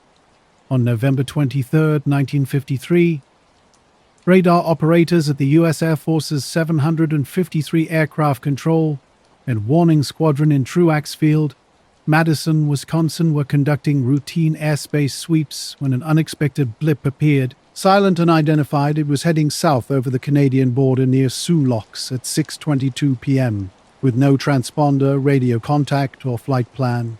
Within minutes, Air Defense Command followed standard protocol, scrambling a jet from King Ross Air Force Base in Michigan's Upper Peninsula. This region sat along a sensitive Cold War corridor where any unauthorized aircraft was treated with immediate suspicion. The interceptor was a Lockheed F-89C Scorpion, a two-seater all-weather jet fighter equipped with radar and weaponry. At 6:25 p.m., the Scorpion lifted into the evening sky. First Lieutenant Felix Montag, a 27-year-old skilled flyer with numerous interceptions to his credit, piloted the aircraft. Second Lieutenant Robert L. Wilson served as the radar operator. As Montag's aircraft climbed toward 30,000 feet, ground radar operators tracked both the F-89 and the unknown object. Years later, on a military helicopter, Jesse recalled the eerie silence that descended after the incident. None of the crew wanted to speak. They knew what they had seen, and none of it made sense. In separate interviews, crew members like Janacek admitted struggling to sleep for weeks, with Montag stating, "I've never been the same since." The green beam was clear. It wasn't scanning or searching. It was aimed. They knew exactly where the crew was. This incident became a pivotal case in both UFO literature and official military briefings on unidentified aerial phenomena. It was one of the few cases included in both American and international reviews. To this day, the incident remains unresolved. No aircraft or technology then or now matches the description. No government documents have contradicted the crew's account. The King Ross helicopter case stands as one of the most credible and chilling close encounters in UFO history, a silent visitor that hovered just long enough to be seen, to be felt, and to change four men's lives forever. And then it was gone. Involved in the Kinross Lake incident were two aircraft, Monlaw's F-89 jet and an unidentified object. The mysterious craft was moving at 500 miles per hour across the lake. As the Scorpion pursued at full throttle, something unusual occurred. At 6:52 p.m., radar operators witnessed a bizarre event. Two radar targets, Monlaw's jet and the unknown object, converged. On the screen, two blips became one. Controllers anticipated Monlaw might peel away or return to base, but no second signal appeared. The merged blip continued briefly before vanishing completely. Both aircraft disappeared without a trace. Radio attempts to contact the Scorpion went unanswered. Operators at Kinross grew increasingly anxious. A massive search and rescue operation was launched, involving American and Canadian forces. Aircraft and surface vessels scanned the area for days, finding absolutely nothing.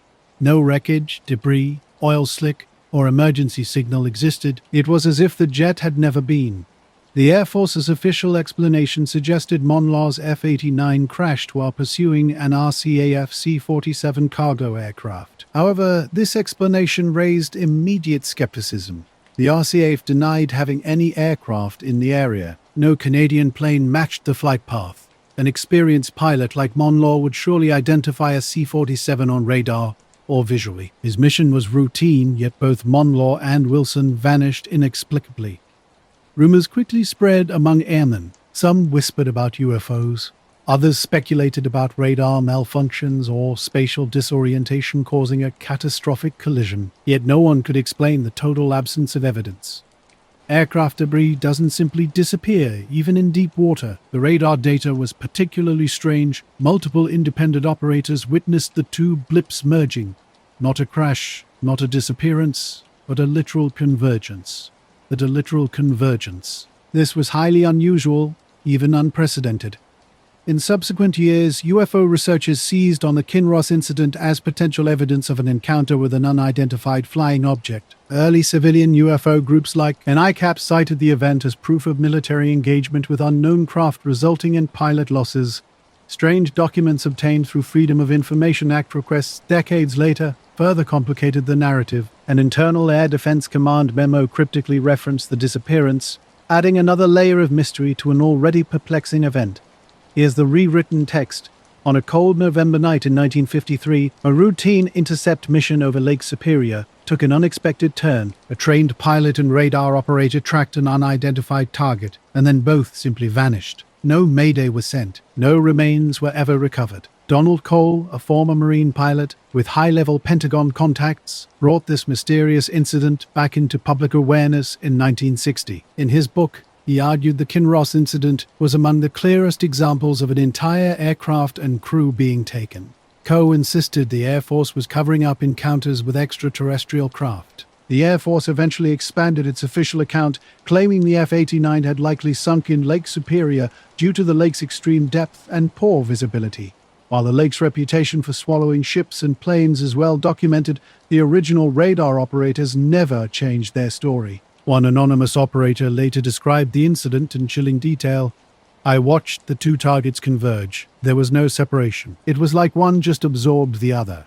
In 2006, the Great Lakes Dive Company claimed to have located the F-89's wreckage on sonar, posting images and coordinates online. But within weeks, the group mysteriously disappeared. Their website shut down. Calls went unanswered. Some believe Moncler got too close to a secret US or Canadian project and paid the ultimate price. Others maintain the simplest explanation: an accident followed by a failed recovery. Yet the details resist such neat conclusions. What remains most unsettling is not just the loss of the aircraft, but the suggestion, never conclusively proven or officially acknowledged, that something in the sky had the power to make an object completely disappear. A craft without a flight plan, without a transponder, without recovery, and a mission that ended in absolute silence. To this day, the wreckage of Moncler's Scorpion has never been conclusively found. The families of both airmen were left without closure. Flight logs from that night and relevant radar data remain classified or missing. There is no doubt something extraordinary happened that night over Lake Superior. Spring 1978, Copley Woods near Coventry, England. A pocket of woodland where suburban houses give way to oak, ash and bramble. Paths crisscross the interior, worn smooth by years of dog walkers and school children taking shortcuts home. Eric Marston, the groundskeeper, knew this place better than most. For nearly a decade, he'd locked the main gates each evening and walked the perimeter, checking for campers or vandalism. Routine had been his companion until one spring evening when everything changed. As Marston approached the north gate, a pale glow filtered through the trees ahead.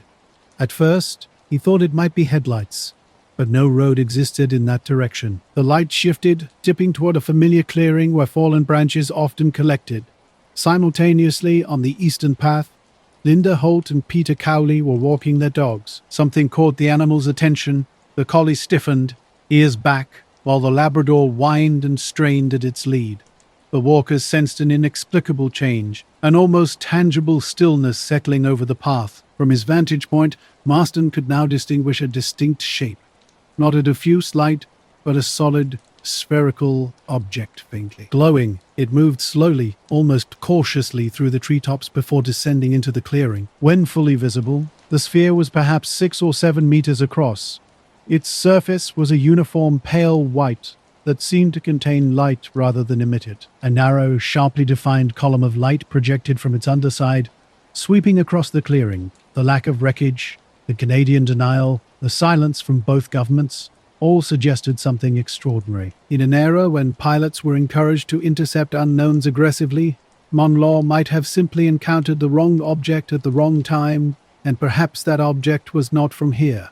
The late evening silence was broken by a strange light moving in deliberate arcs across the clearing, hovering near tree trunks and grass patches. From their vantage point between branches, Hole and Quelly observed an object that appeared glass-like, illuminated from within and completely seamless.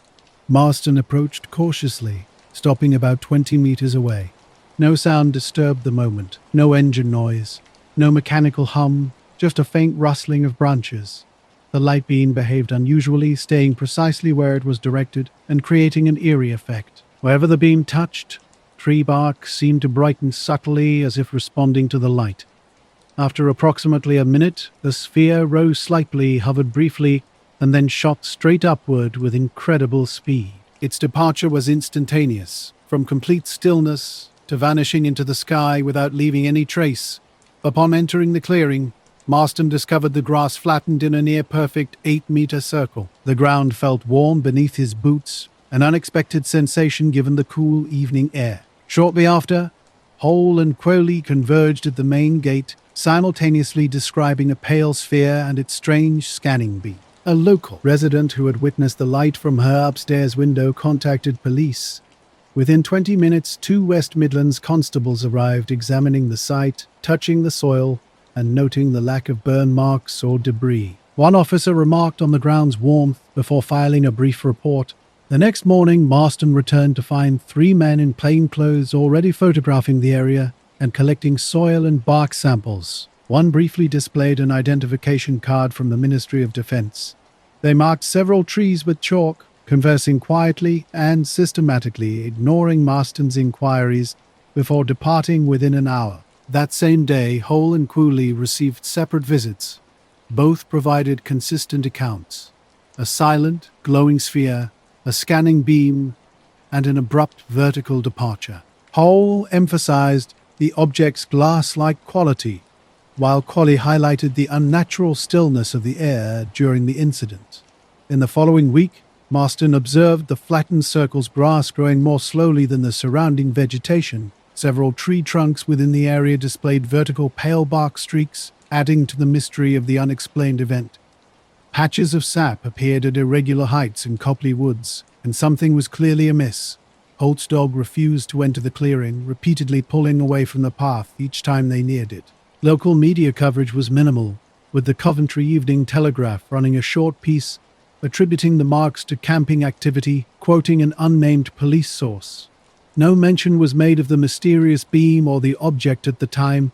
Within days, casual talk about the incident seemed to fade away. The case would remain dormant until the early 2000s, when Ministry of Defence UFO files began to be released under the UK's Freedom of Information Act. A Defence Intelligence star file from March 1978 contained a brief but intriguing entry. It documented a Copley Woods, Coventry visual observation of a luminous spherical phenomenon witnessed by multiple trained personnel. The report noted animal agitation, residual ground heat, and a narrow beam activity. No conventional source could be identified. 3 sketches accompanied the file, one from Marston, one from Holt, and one from Quelly, all depicting a smooth sphere with a single downward directed beam. Though the soil analysis page was heavily redacted, a handwritten note in the margin read, "Trace elements unusual. Further analysis required. Classified." The final document was an undated internal letter recommending the case be filed under UAP no defense significance, a term often used to quietly close such investigations. Whether more detailed analysis remains in classified archives remains unknown. For those directly involved, the experience remained vivid. Marston kept the memory clear, occasionally sharing with a neighbor that it wasn't random.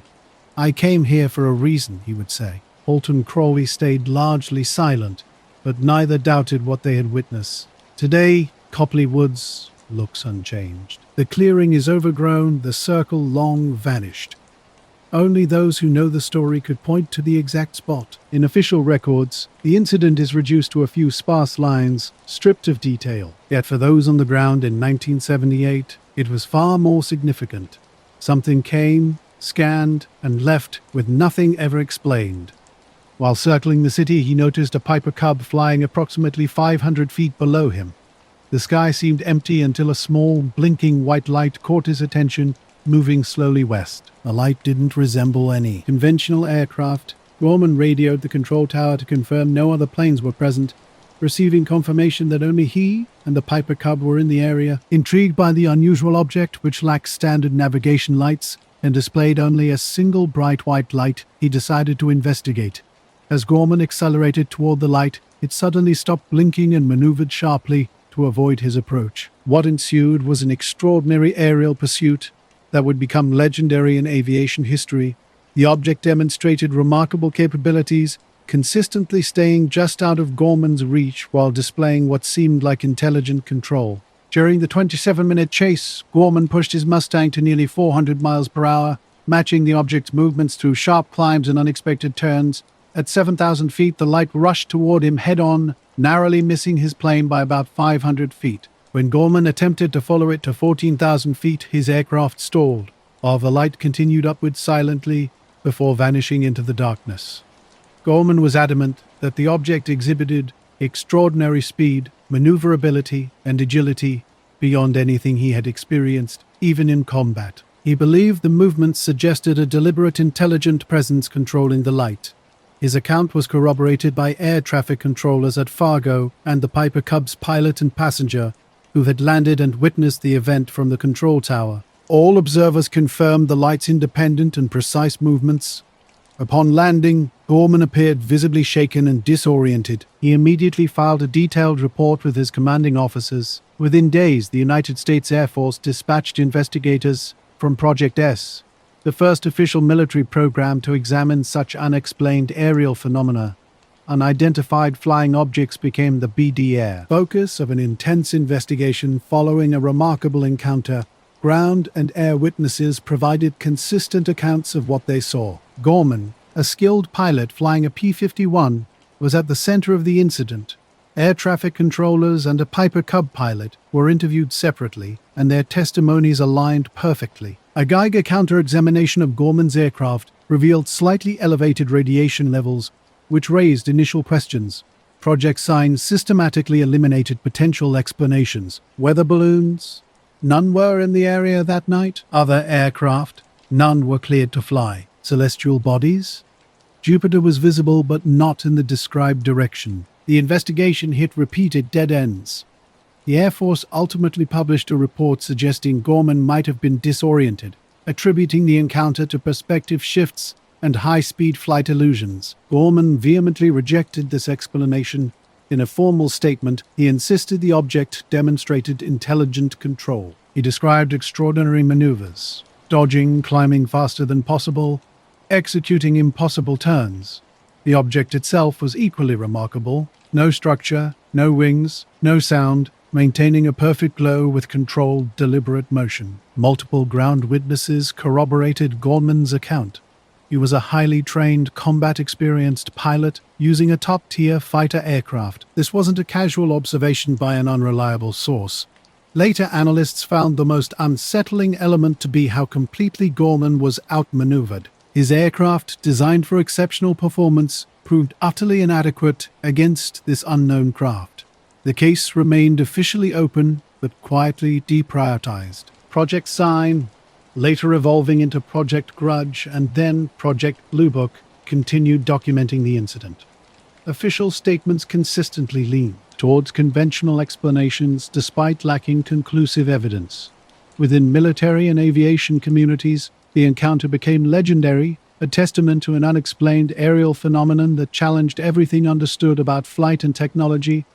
The skies over North Dakota held a mystery that night, one never solved. The Gorman dogfight remains one of the most compelling aerial encounters in UFO history, involving a skilled pilot, military investigation, and multiple witnesses. No amount of debunking could erase the fact that something strange and unexplained had occurred over Fargo in 1948. Pilot George Gorman performed with surgical precision, accelerating upward into the sky beyond his adversary's reach. Years later, when interviewed again, Gorman stuck to his account. He never sought publicity or wrote a book, simply maintaining that he had encountered something beyond explanation. And he wasn't alone in witnessing it. The U.S. Air Force never reopened the case. While the weather balloon explanation remained the official verdict, it never convinced those who studied the incident closely. There was no debris, no malfunction, no mistaken identity. The object had come, danced with a fighter plane, and disappeared into the sky. In retrospect, some UFO researchers have suggested the object may have been testing Gorman, examining his reactions and evaluating his capabilities. If so, it chose its opponent well. Gorman gave chase, risked blackout in tight turns, and pushed his aircraft to its limits. But in the end, he was left behind. To this day, the encounter is studied as a benchmark event. No known technology in 1948 could behave as that object did. Silent, agile, immune to gravity's pull. On July 24, 1948, near Montgomery, Alabama, an equally mysterious incident unfolded at 2:45 a.m. aboard Eastern Airlines Flight 576, Captain Clarence S. Childs, a decorated World War II veteran, sat in the left seat with First Officer John B. Whitted beside him. The aircraft was cruising at 5,000 feet en route from Houston to Atlanta, with 20 passengers dozing under dim cabin lights. Then Childs saw something. At first, just a distant point of brilliance, a rapidly growing light on the eastern horizon far brighter than any star. Within seconds, the light intensified, and its source materialized into view. Childs leaned forward. "John, you see that?" Whitted turned. A massive object was hurtling directly toward them, fast, bright, and totally silent. The two men froze. No, as the object approached, more details became visible. It was a cylindrical craft, resembling a rocket or fuselage with no visible wings or tail. Estimated to be over 100 feet long, possibly even larger, the craft had 2 rows of square windows running along its side. These windows emitted a soft bluish-white glow. Brilliant orange and red flames shot from the rear, suggesting a controlled propulsion system. Suddenly, the object banked sharply to the right and stretched, causing turbulence that rocked the DC-3. The entire encounter lasted barely 10 seconds. Shaken, Chile immediately radioed the nearest control tower to report the near miss. There were no scheduled military exercises in the area, no overlapping commercial flight paths, and no aircraft, civilian or military, expected at that altitude and trajectory. The pilot's urgency was duly noted. Upon landing in Atlanta at dawn, both Chile and Whitted filed formal reports with U.S. Air Force intelligence. Their descriptions were strikingly similar. They independently sketched the same image: a cigar-shaped object with glowing windows, trailing fire from its rear, and no discernible wings or markings. It had flown within 1,000 feet of their cockpit, closer than any aircraft should, without a weird collision warning. Within days, the case reached Project Sign, the Air Force's first official UFO investigation unit. This was no case of civilians mistaking a weather balloon. These were trained pilots, former military officers with thousands of flying hours. Their credibility could not be easily dismissed. Adding intrigue to the incident was a corroborating report from a passenger. Clarence McKelvey, editor of the American Education Press, was seated near the front of the cabin. He glimpsed a brilliant flash outside the window during the encounter. While he didn't see the full object, he confirmed the aircraft's violent jolt, which had awakened several passengers. Project Sign quickly classified the case as unidentified. For a time, the Chile-Whitted sighting became a centerpiece of internal debate. Were some of these encounters evidence of advanced, non-terrestrial craft? Dr. Dieter J. Allen Hynek, an astronomer at Ohio State University and Project Sign consultant, initially skeptical, began to take note of the unusual circumstances. Neither Chile nor Whitted accepted the standard explanation for what they had seen. Their description defied typical classifications of known aerial phenomena. No meteors, no standard aircraft could explain the object's behavior. The incident unfolded against a backdrop of growing public fascination with UFOs in the summer of 1948, following high-profile events like the Kenneth Arnold sighting and the Roswell crash. The military's approach began to shift. Project SC's initial assessment, which suggested extraterrestrial involvement, was firmly rejected by Air Force Chief of Staff General Hoy Vandenberg, who found the conclusion lacking sufficient hard evidence. The official narrative subsequently changed. The Air Force attempted to explain the sighting as a fireball-type meteor, but both pilots adamantly rejected this explanation. Chile was particularly clear in a follow-up interview this was no meteor. He emphasized that what he saw was real, solid, and under intelligent control. Both pilots consistently described extraordinary flight characteristics. The object turned, leveled out, and maintained a steady altitude in ways that suggested deliberate navigation. Its movement patterns were fundamentally different from natural phenomena like meteors, which typically descend rapidly and burn out quickly. Visual details further distinguished this object from conventional explanations. The intense light didn't resemble meteor trails, and the craft featured rectangular windows, an apparent fuselage structure, and visible propulsion flames from its rear. These features suggested a vehicle completely outside the known technological inventory of 1948. While the story initially faded from public consciousness, researchers continued investigating.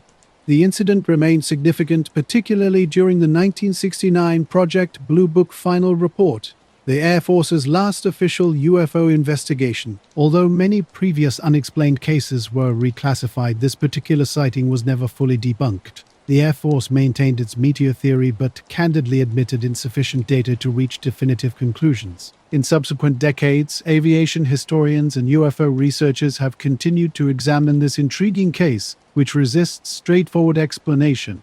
The Chile's witnessed encounter stands as a pivotal moment in UFO history, marked by its extraordinary technological characteristics and the unwavering credibility of its witnesses. The aircraft defied conventional understanding: no wings, no tail, no sound.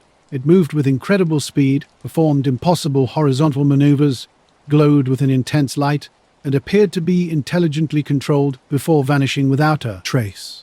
For the witnesses, Chilean-witted, this event would permanently alter their lives. Despite continuing their careers in commercial aviation, they never wavered from their original account. Years later, Whitted would simply state, "It happened. I don't know what it was, but it wasn't from around here." The case remains an enduring mystery, continually examined by aviation experts and skeptics.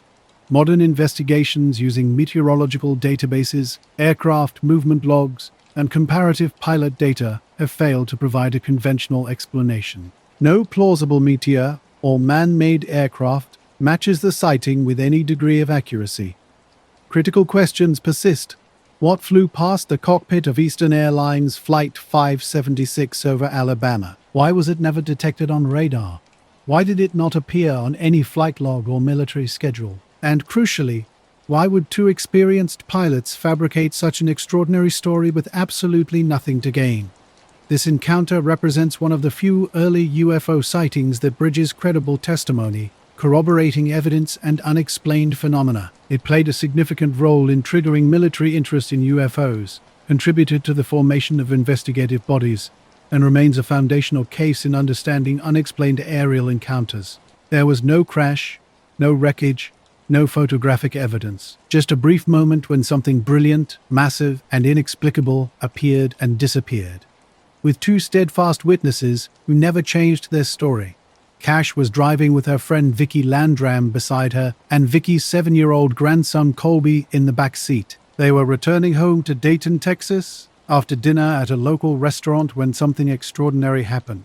A massive diamond-shaped object suddenly appeared, hovering low over the road. It was metallic and rough-edged, pulsing with orange-red light.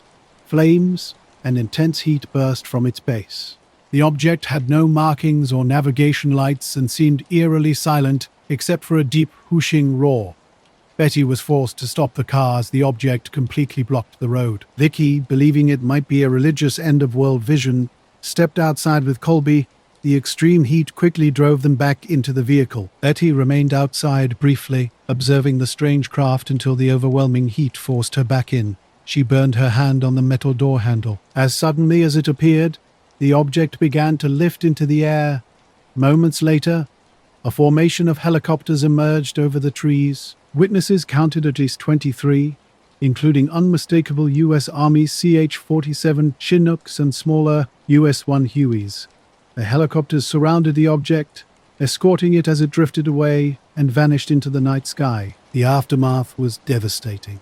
Within hours of the encounter, all three experienced severe health issues. Betty was hit hardest. That night she developed a pounding headache. By morning, her face and scalp were swollen, red, and blistered. Her hair began falling out in clumps. Vicky suffered burns and eye damage, while Colby experienced a rash, sunburn-like irritation, and vomiting. Betty was admitted to Parkway General Hospital in Houston, and placed in isolation. Doctors were baffled by her condition. Her symptoms closely resembled radiation poisoning, including vomiting, skin lesions, blood cell count abnormalities, and a compromised immune system. Her health continued to deteriorate, marking the beginning of a mysterious and unexplained medical ordeal. Betty Cash, Vicki Landrum, and Colby Landrum's lives were forever changed by a mysterious incident that left lasting physical and emotional scars. Their encounter began with a strange experience that quickly escalated into a medical crisis. The women sought answers through every possible channel, contacting local police, military bases, and even their congressman. John Schessler, an aerospace engineer and founding member of MAFON, began investigating the case in early 1981. His comprehensive research stood out for its thoroughness. Schessler conducted multiple interviews, visited the incident site, and carefully reviewed medical records and injury photographs. Crucially, he noted the witnesses' credibility. They were not UFO enthusiasts, but ordinary people with no history of sensational claims. The witnesses suffered significant health consequences. Betty experienced the most severe symptoms, with medical records documenting her condition in real time. Vicki and Colby had less direct exposure, but still endured ongoing health issues. Vicki struggled with chronic eye problems and skin sensitivity for years, while Colby carried deep emotional trauma well into adulthood. In 1982, seeking justice, Betty and Vicki filed a $20 million lawsuit against the U.S. government. Their attorney, Peter Gaston, argued that the government had either deployed or failed to control a dangerous vehicle responsible for their injuries. However, the legal effort ultimately stalled.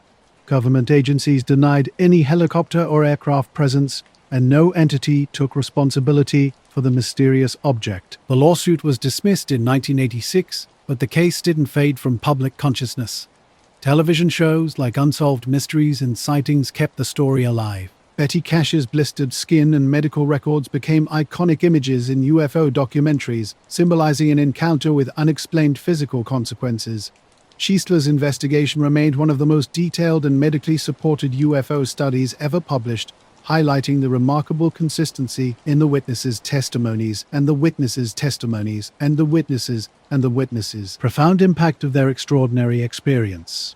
Military helicopters and mysterious sightings quickly drew attention to the Cash Landrum incident, sparking multiple theories about what might have occurred that night. Researchers proposed various explanations, ranging from experimental military technology to classified space hardware retrieval missions. Some speculated the craft was an experimental vehicle with a nuclear-powered propulsion system, while others suggested it could be a malfunctioning satellite involving radioactive materials. Critics, however, raised doubts about the plausibility of these theories, pointing out that a convoy of 23 helicopters would typically be documented by air traffic systems. Oddly, FAA records showed no unusual activity, and no civilian sightings corroborated the reported helicopter presence. Despite the lack of official documentation, the possibility of a clandestine operation couldn't be completely dismissed, especially considering that many black projects from the 1980s were only declassified decades later. The object's unique characteristics, its diamond shape and unusual propulsion system, did not match any known U.S. aircraft technology of that time. More significantly, the incident's lasting impact was most evident in the health consequences suffered by Betty and Vicki Landrum. Both women experienced severe medical issues in the years following the encounter. Betty underwent multiple surgeries for gastrointestinal damage and complications affecting her skin and eyes. Vicki, previously healthy, developed cataracts, skin lesions, and vision loss. Until their deaths, they maintained that their experience was real and that the government was concealing critical information. Betty Cash passed away in 1998 at 69, while Vicki Landrum died in 2007. Their son Colby, now an adult, has rarely discussed the case publicly but has never retracted his original statements.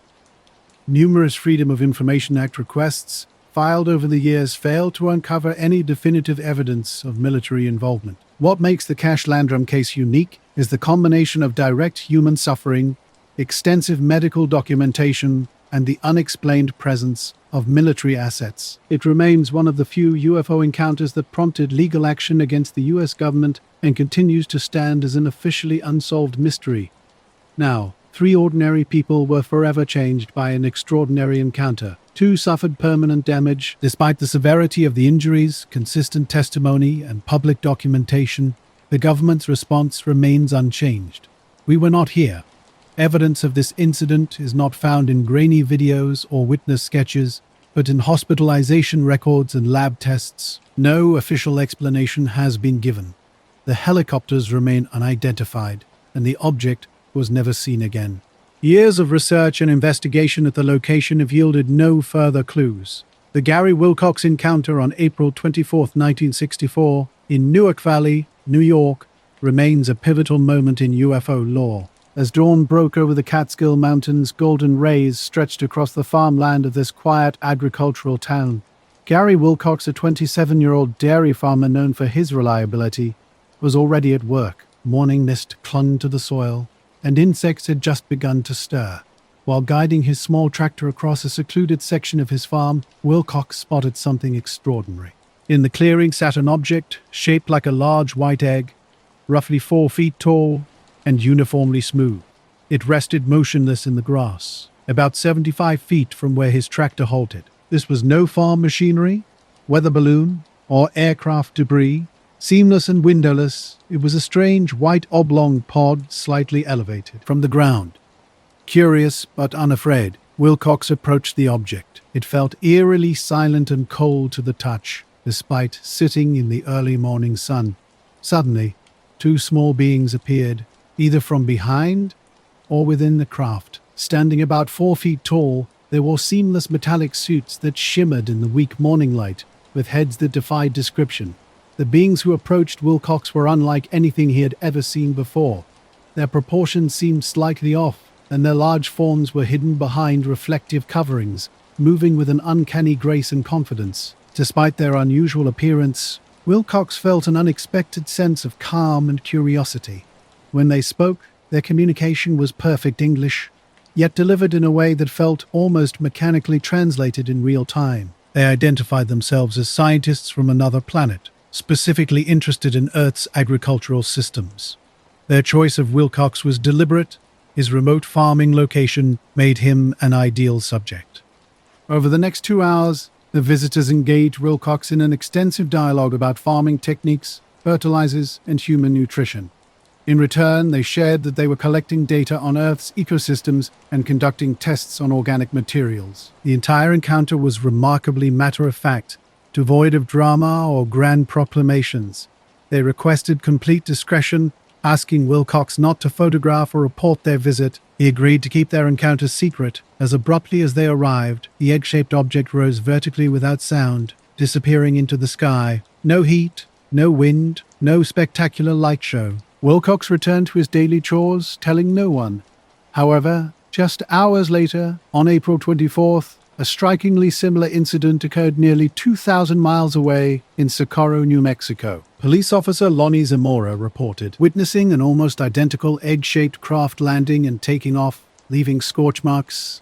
This sighting would become extensively investigated by Project Blue Book and eventually a landmark event in UFO history. When Wilcox heard about the New Mexico incident days later, he was stunned by the uncanny similarities. Breaking his silence, he contacted the Tioga County Sheriff's Office. Deputies interviewed him, and he recounted every detail with remarkable consistency. Local media soon picked up the story, making Wilcox a reluctant regional focus. In his initial report to law enforcement, Wilcox expressed disappointment about the unexpected attention his experience had generated. Now, Wilcox's encounter with the UFO was unique. Unlike other dramatic UFO reports, his story left almost no physical traces, just a patch of flattened grass. Skeptics quickly dismissed his account as hallucination or fabrication, but Cox's character didn't match that narrative. He never sought publicity or profit from his experience. Those who knew him noticed a profound change after the incident. He became more reclusive, but not paranoid, seeming to carry a quiet weight of something deeply transformative. Years later, Cox revealed an intriguing detail. He had left a fertilizer package near the site, possibly as a potential sample for the beings. The package disappeared overnight. While the story faded from public attention, UFO researchers occasionally revisited it. The parallels with the Zamora sighting were remarkable. Both encounters involved a white egg-shaped object, occurred on April 24, 1964, and featured landings and liftoffs witnessed by credible individuals who never wavered in their accounts. What set Cox's experience apart was its tone. Instead of fear or aggression, his encounter was characterized by calm curiosity. The beings seemed more interested in Earth's agriculture than in invasion or experimentation. They asked questions and maintained a respectful interaction. Despite its lack of sensational drama, the incident carries an eerie credibility. Today, researchers cite it as an example of peaceful contact scenarios, low-profile interactions that seem almost personalized to the witness's background. Some researchers now view such encounters as experiential studies, highlighting a nuanced approach to understanding potential extraterrestrial interactions that goes beyond traditional dramatic narratives. Will Cox lived out his days in Newark Valley, occasionally speaking to researchers who contacted him, but otherwise avoiding the spotlight. He never tried to embellish the story, and in his few public remarks years later, he seemed thoughtful, if not wistful, about what had happened. "I don't know what they were," he once said. "I just know I didn't imagine it." Non-human intelligences were testing not just biological samples, but human reactions. Yet no other sightings occurred at his farm, no follow-up visits, no definitive evidence left behind. Questions still linger. Why Will Cox? Why a farmer? Why that date? What were these beings really after? Was it truly just a scientific exchange? A brief moment of mutual curiosity across worlds? Or was there something more? A test, a first contact? A quiet message that the extraordinary doesn't always arrive with thunder and light, but sometimes with the gentle hum of a tractor and early sun glinting off dewy grass. Whatever the truth, Wilcox's story remains one of the most grounded and perplexing accounts in UFO history. A moment when the cosmos may have reached down, not with fear, but with interest in our most fundamental human endeavor, growing life from soil. 23. Marfa, Texas, USA. What began as a routine day would unravel into something unexplainable. The Texas State University survey crew, a mix of graduate geologists and contracted civil engineers, had set up equipment just east of Highway 90, near the famed Marfa viewing platform. Their assignment was to evaluate magnetic disturbances for a proposed highway expansion. This stretch of desert already had a long-standing reputation, with locals speaking of mysterious lights that floated, blinked, and darted across the plains. Led by Dr. Tucio, Kenneth Hall, a geophysics professor, and assisted by Luis Aranda, a civil engineering technician, they deployed fluxgate magnetometers, seismic accelerometers, and 2 GPS track spectrometers along a 500-meter transect.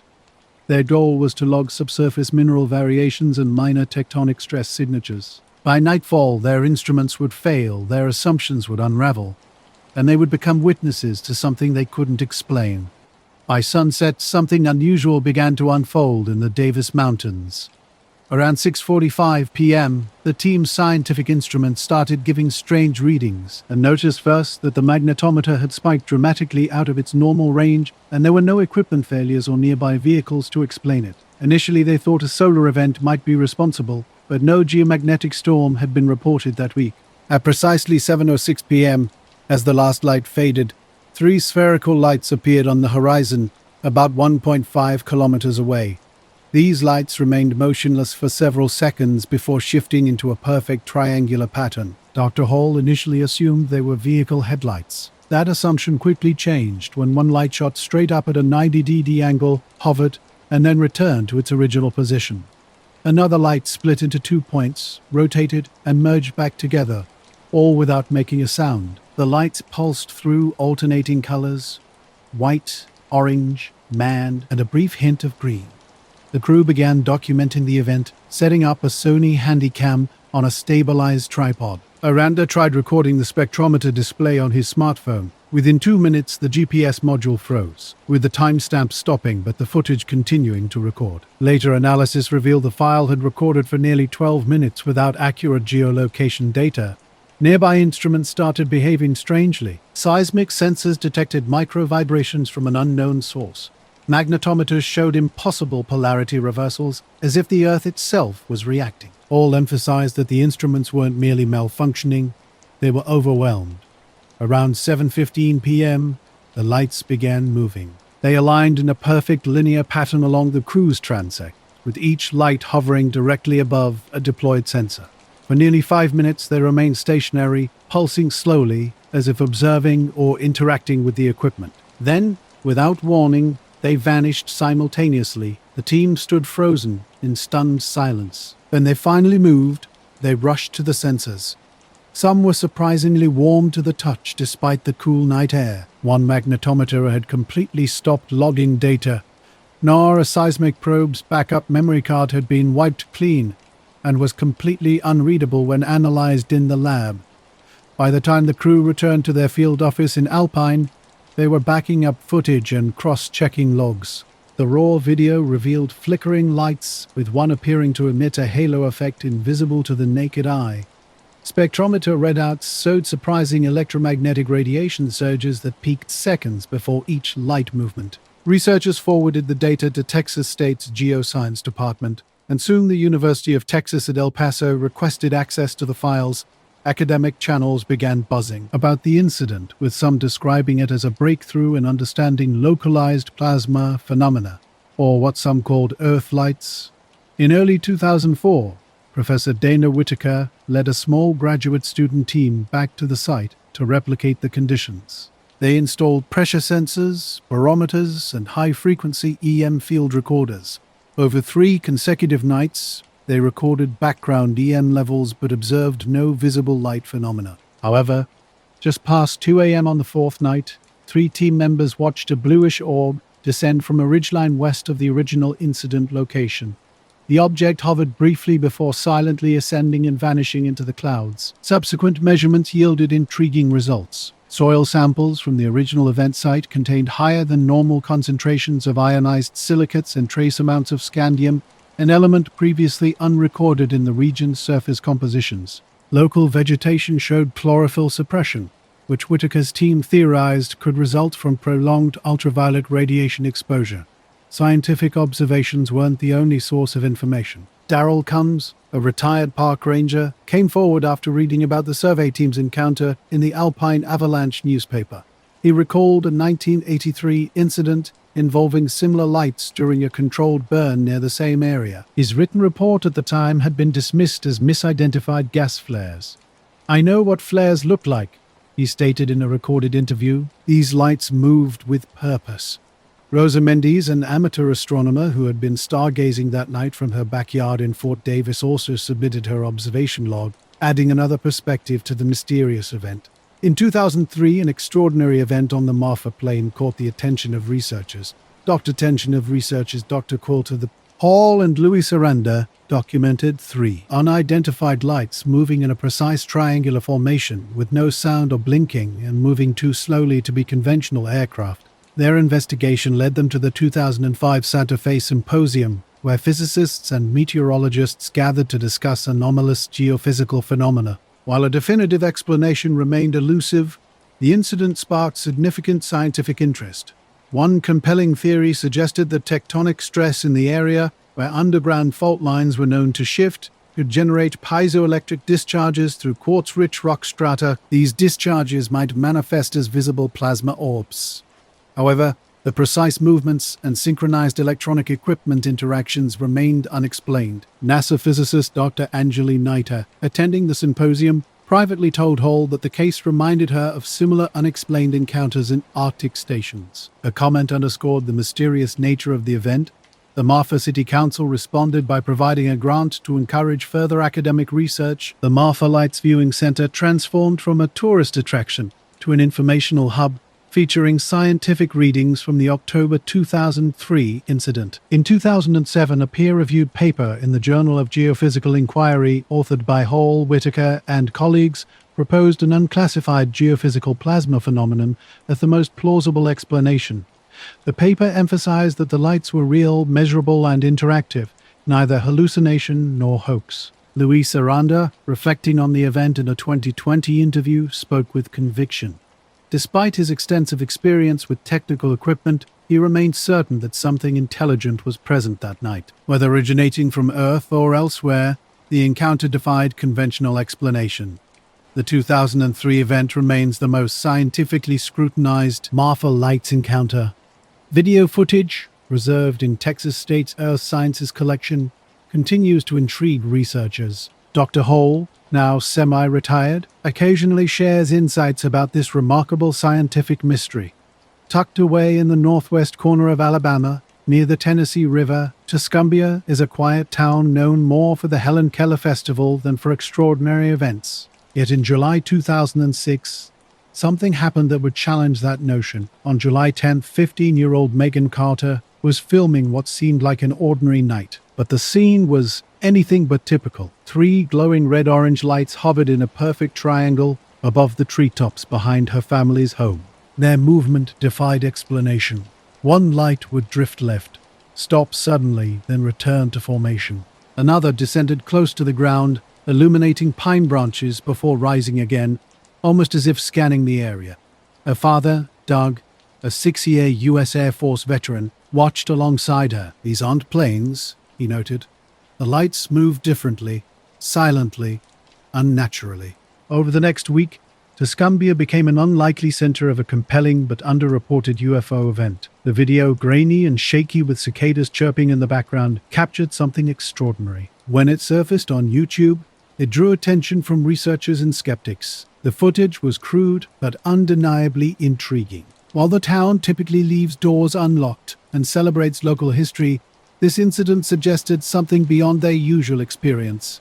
The lights didn't behave like any aircraft Doug had seen in his military service. They remained suspended, controlled, mysterious.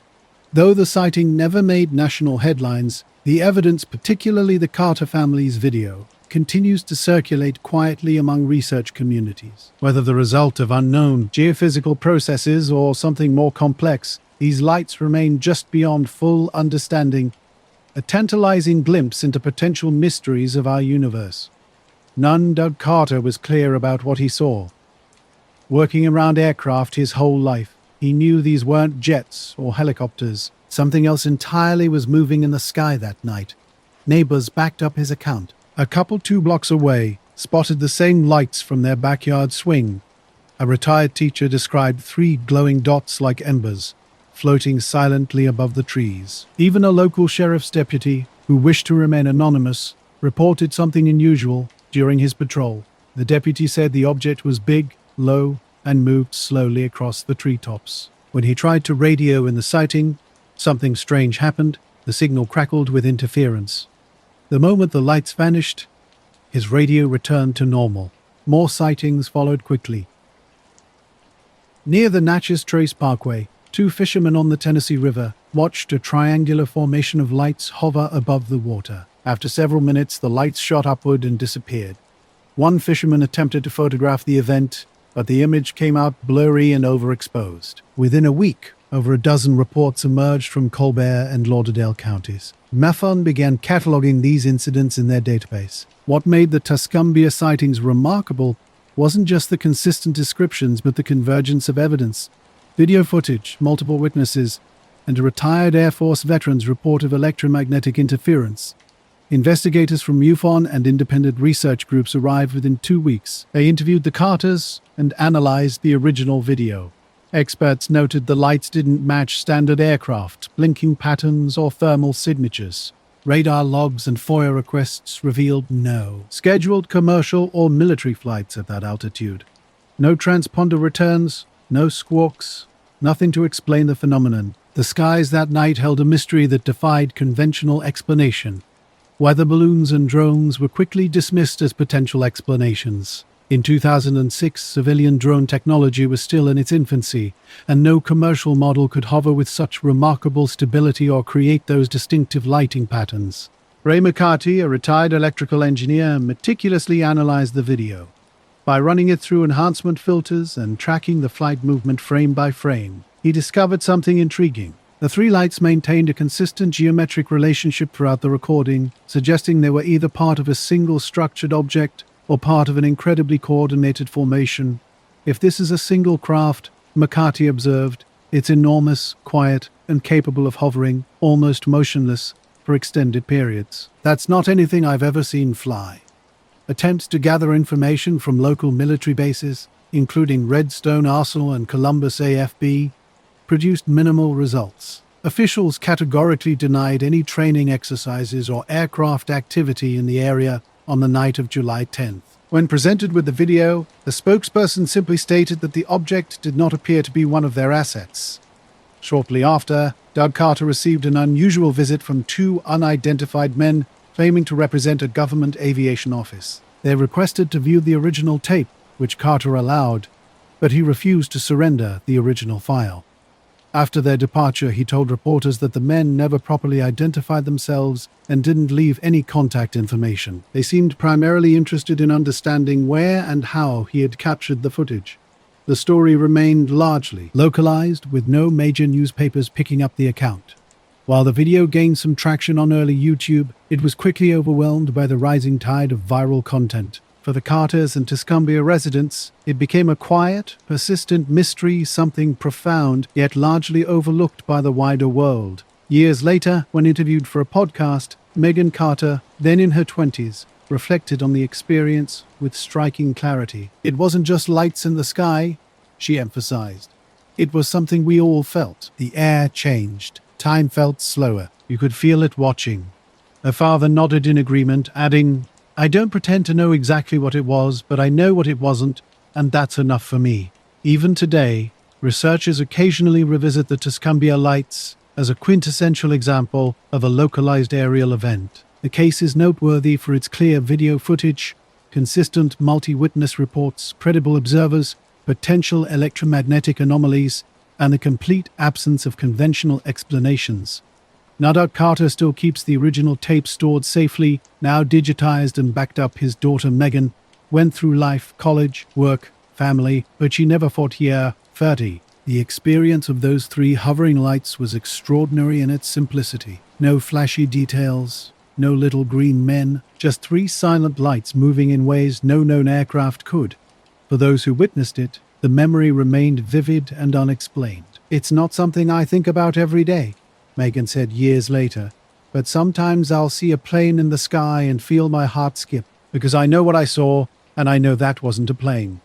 Occasionally, researchers reach out. Sometimes someone from town asks to see the footage again. Doug watches their reactions carefully. How quiet they get, how long they stare at those three red lights hovering in the dark. Most people moved on. Tuscumbia returned to its peaceful rhythm, but for a few summer nights in 2006, something unexplained occupied the sky. Something that didn't belong to any known program, didn't fit any familiar shape, and made no sound. Whether it was a visitor, a test, or something even stranger, no one can definitively say. But in the stillness of a southern night, with crickets chirping and trees rustling gently in the breeze, the sky once held a mystery, and the people of Tuscumbia were there to witness it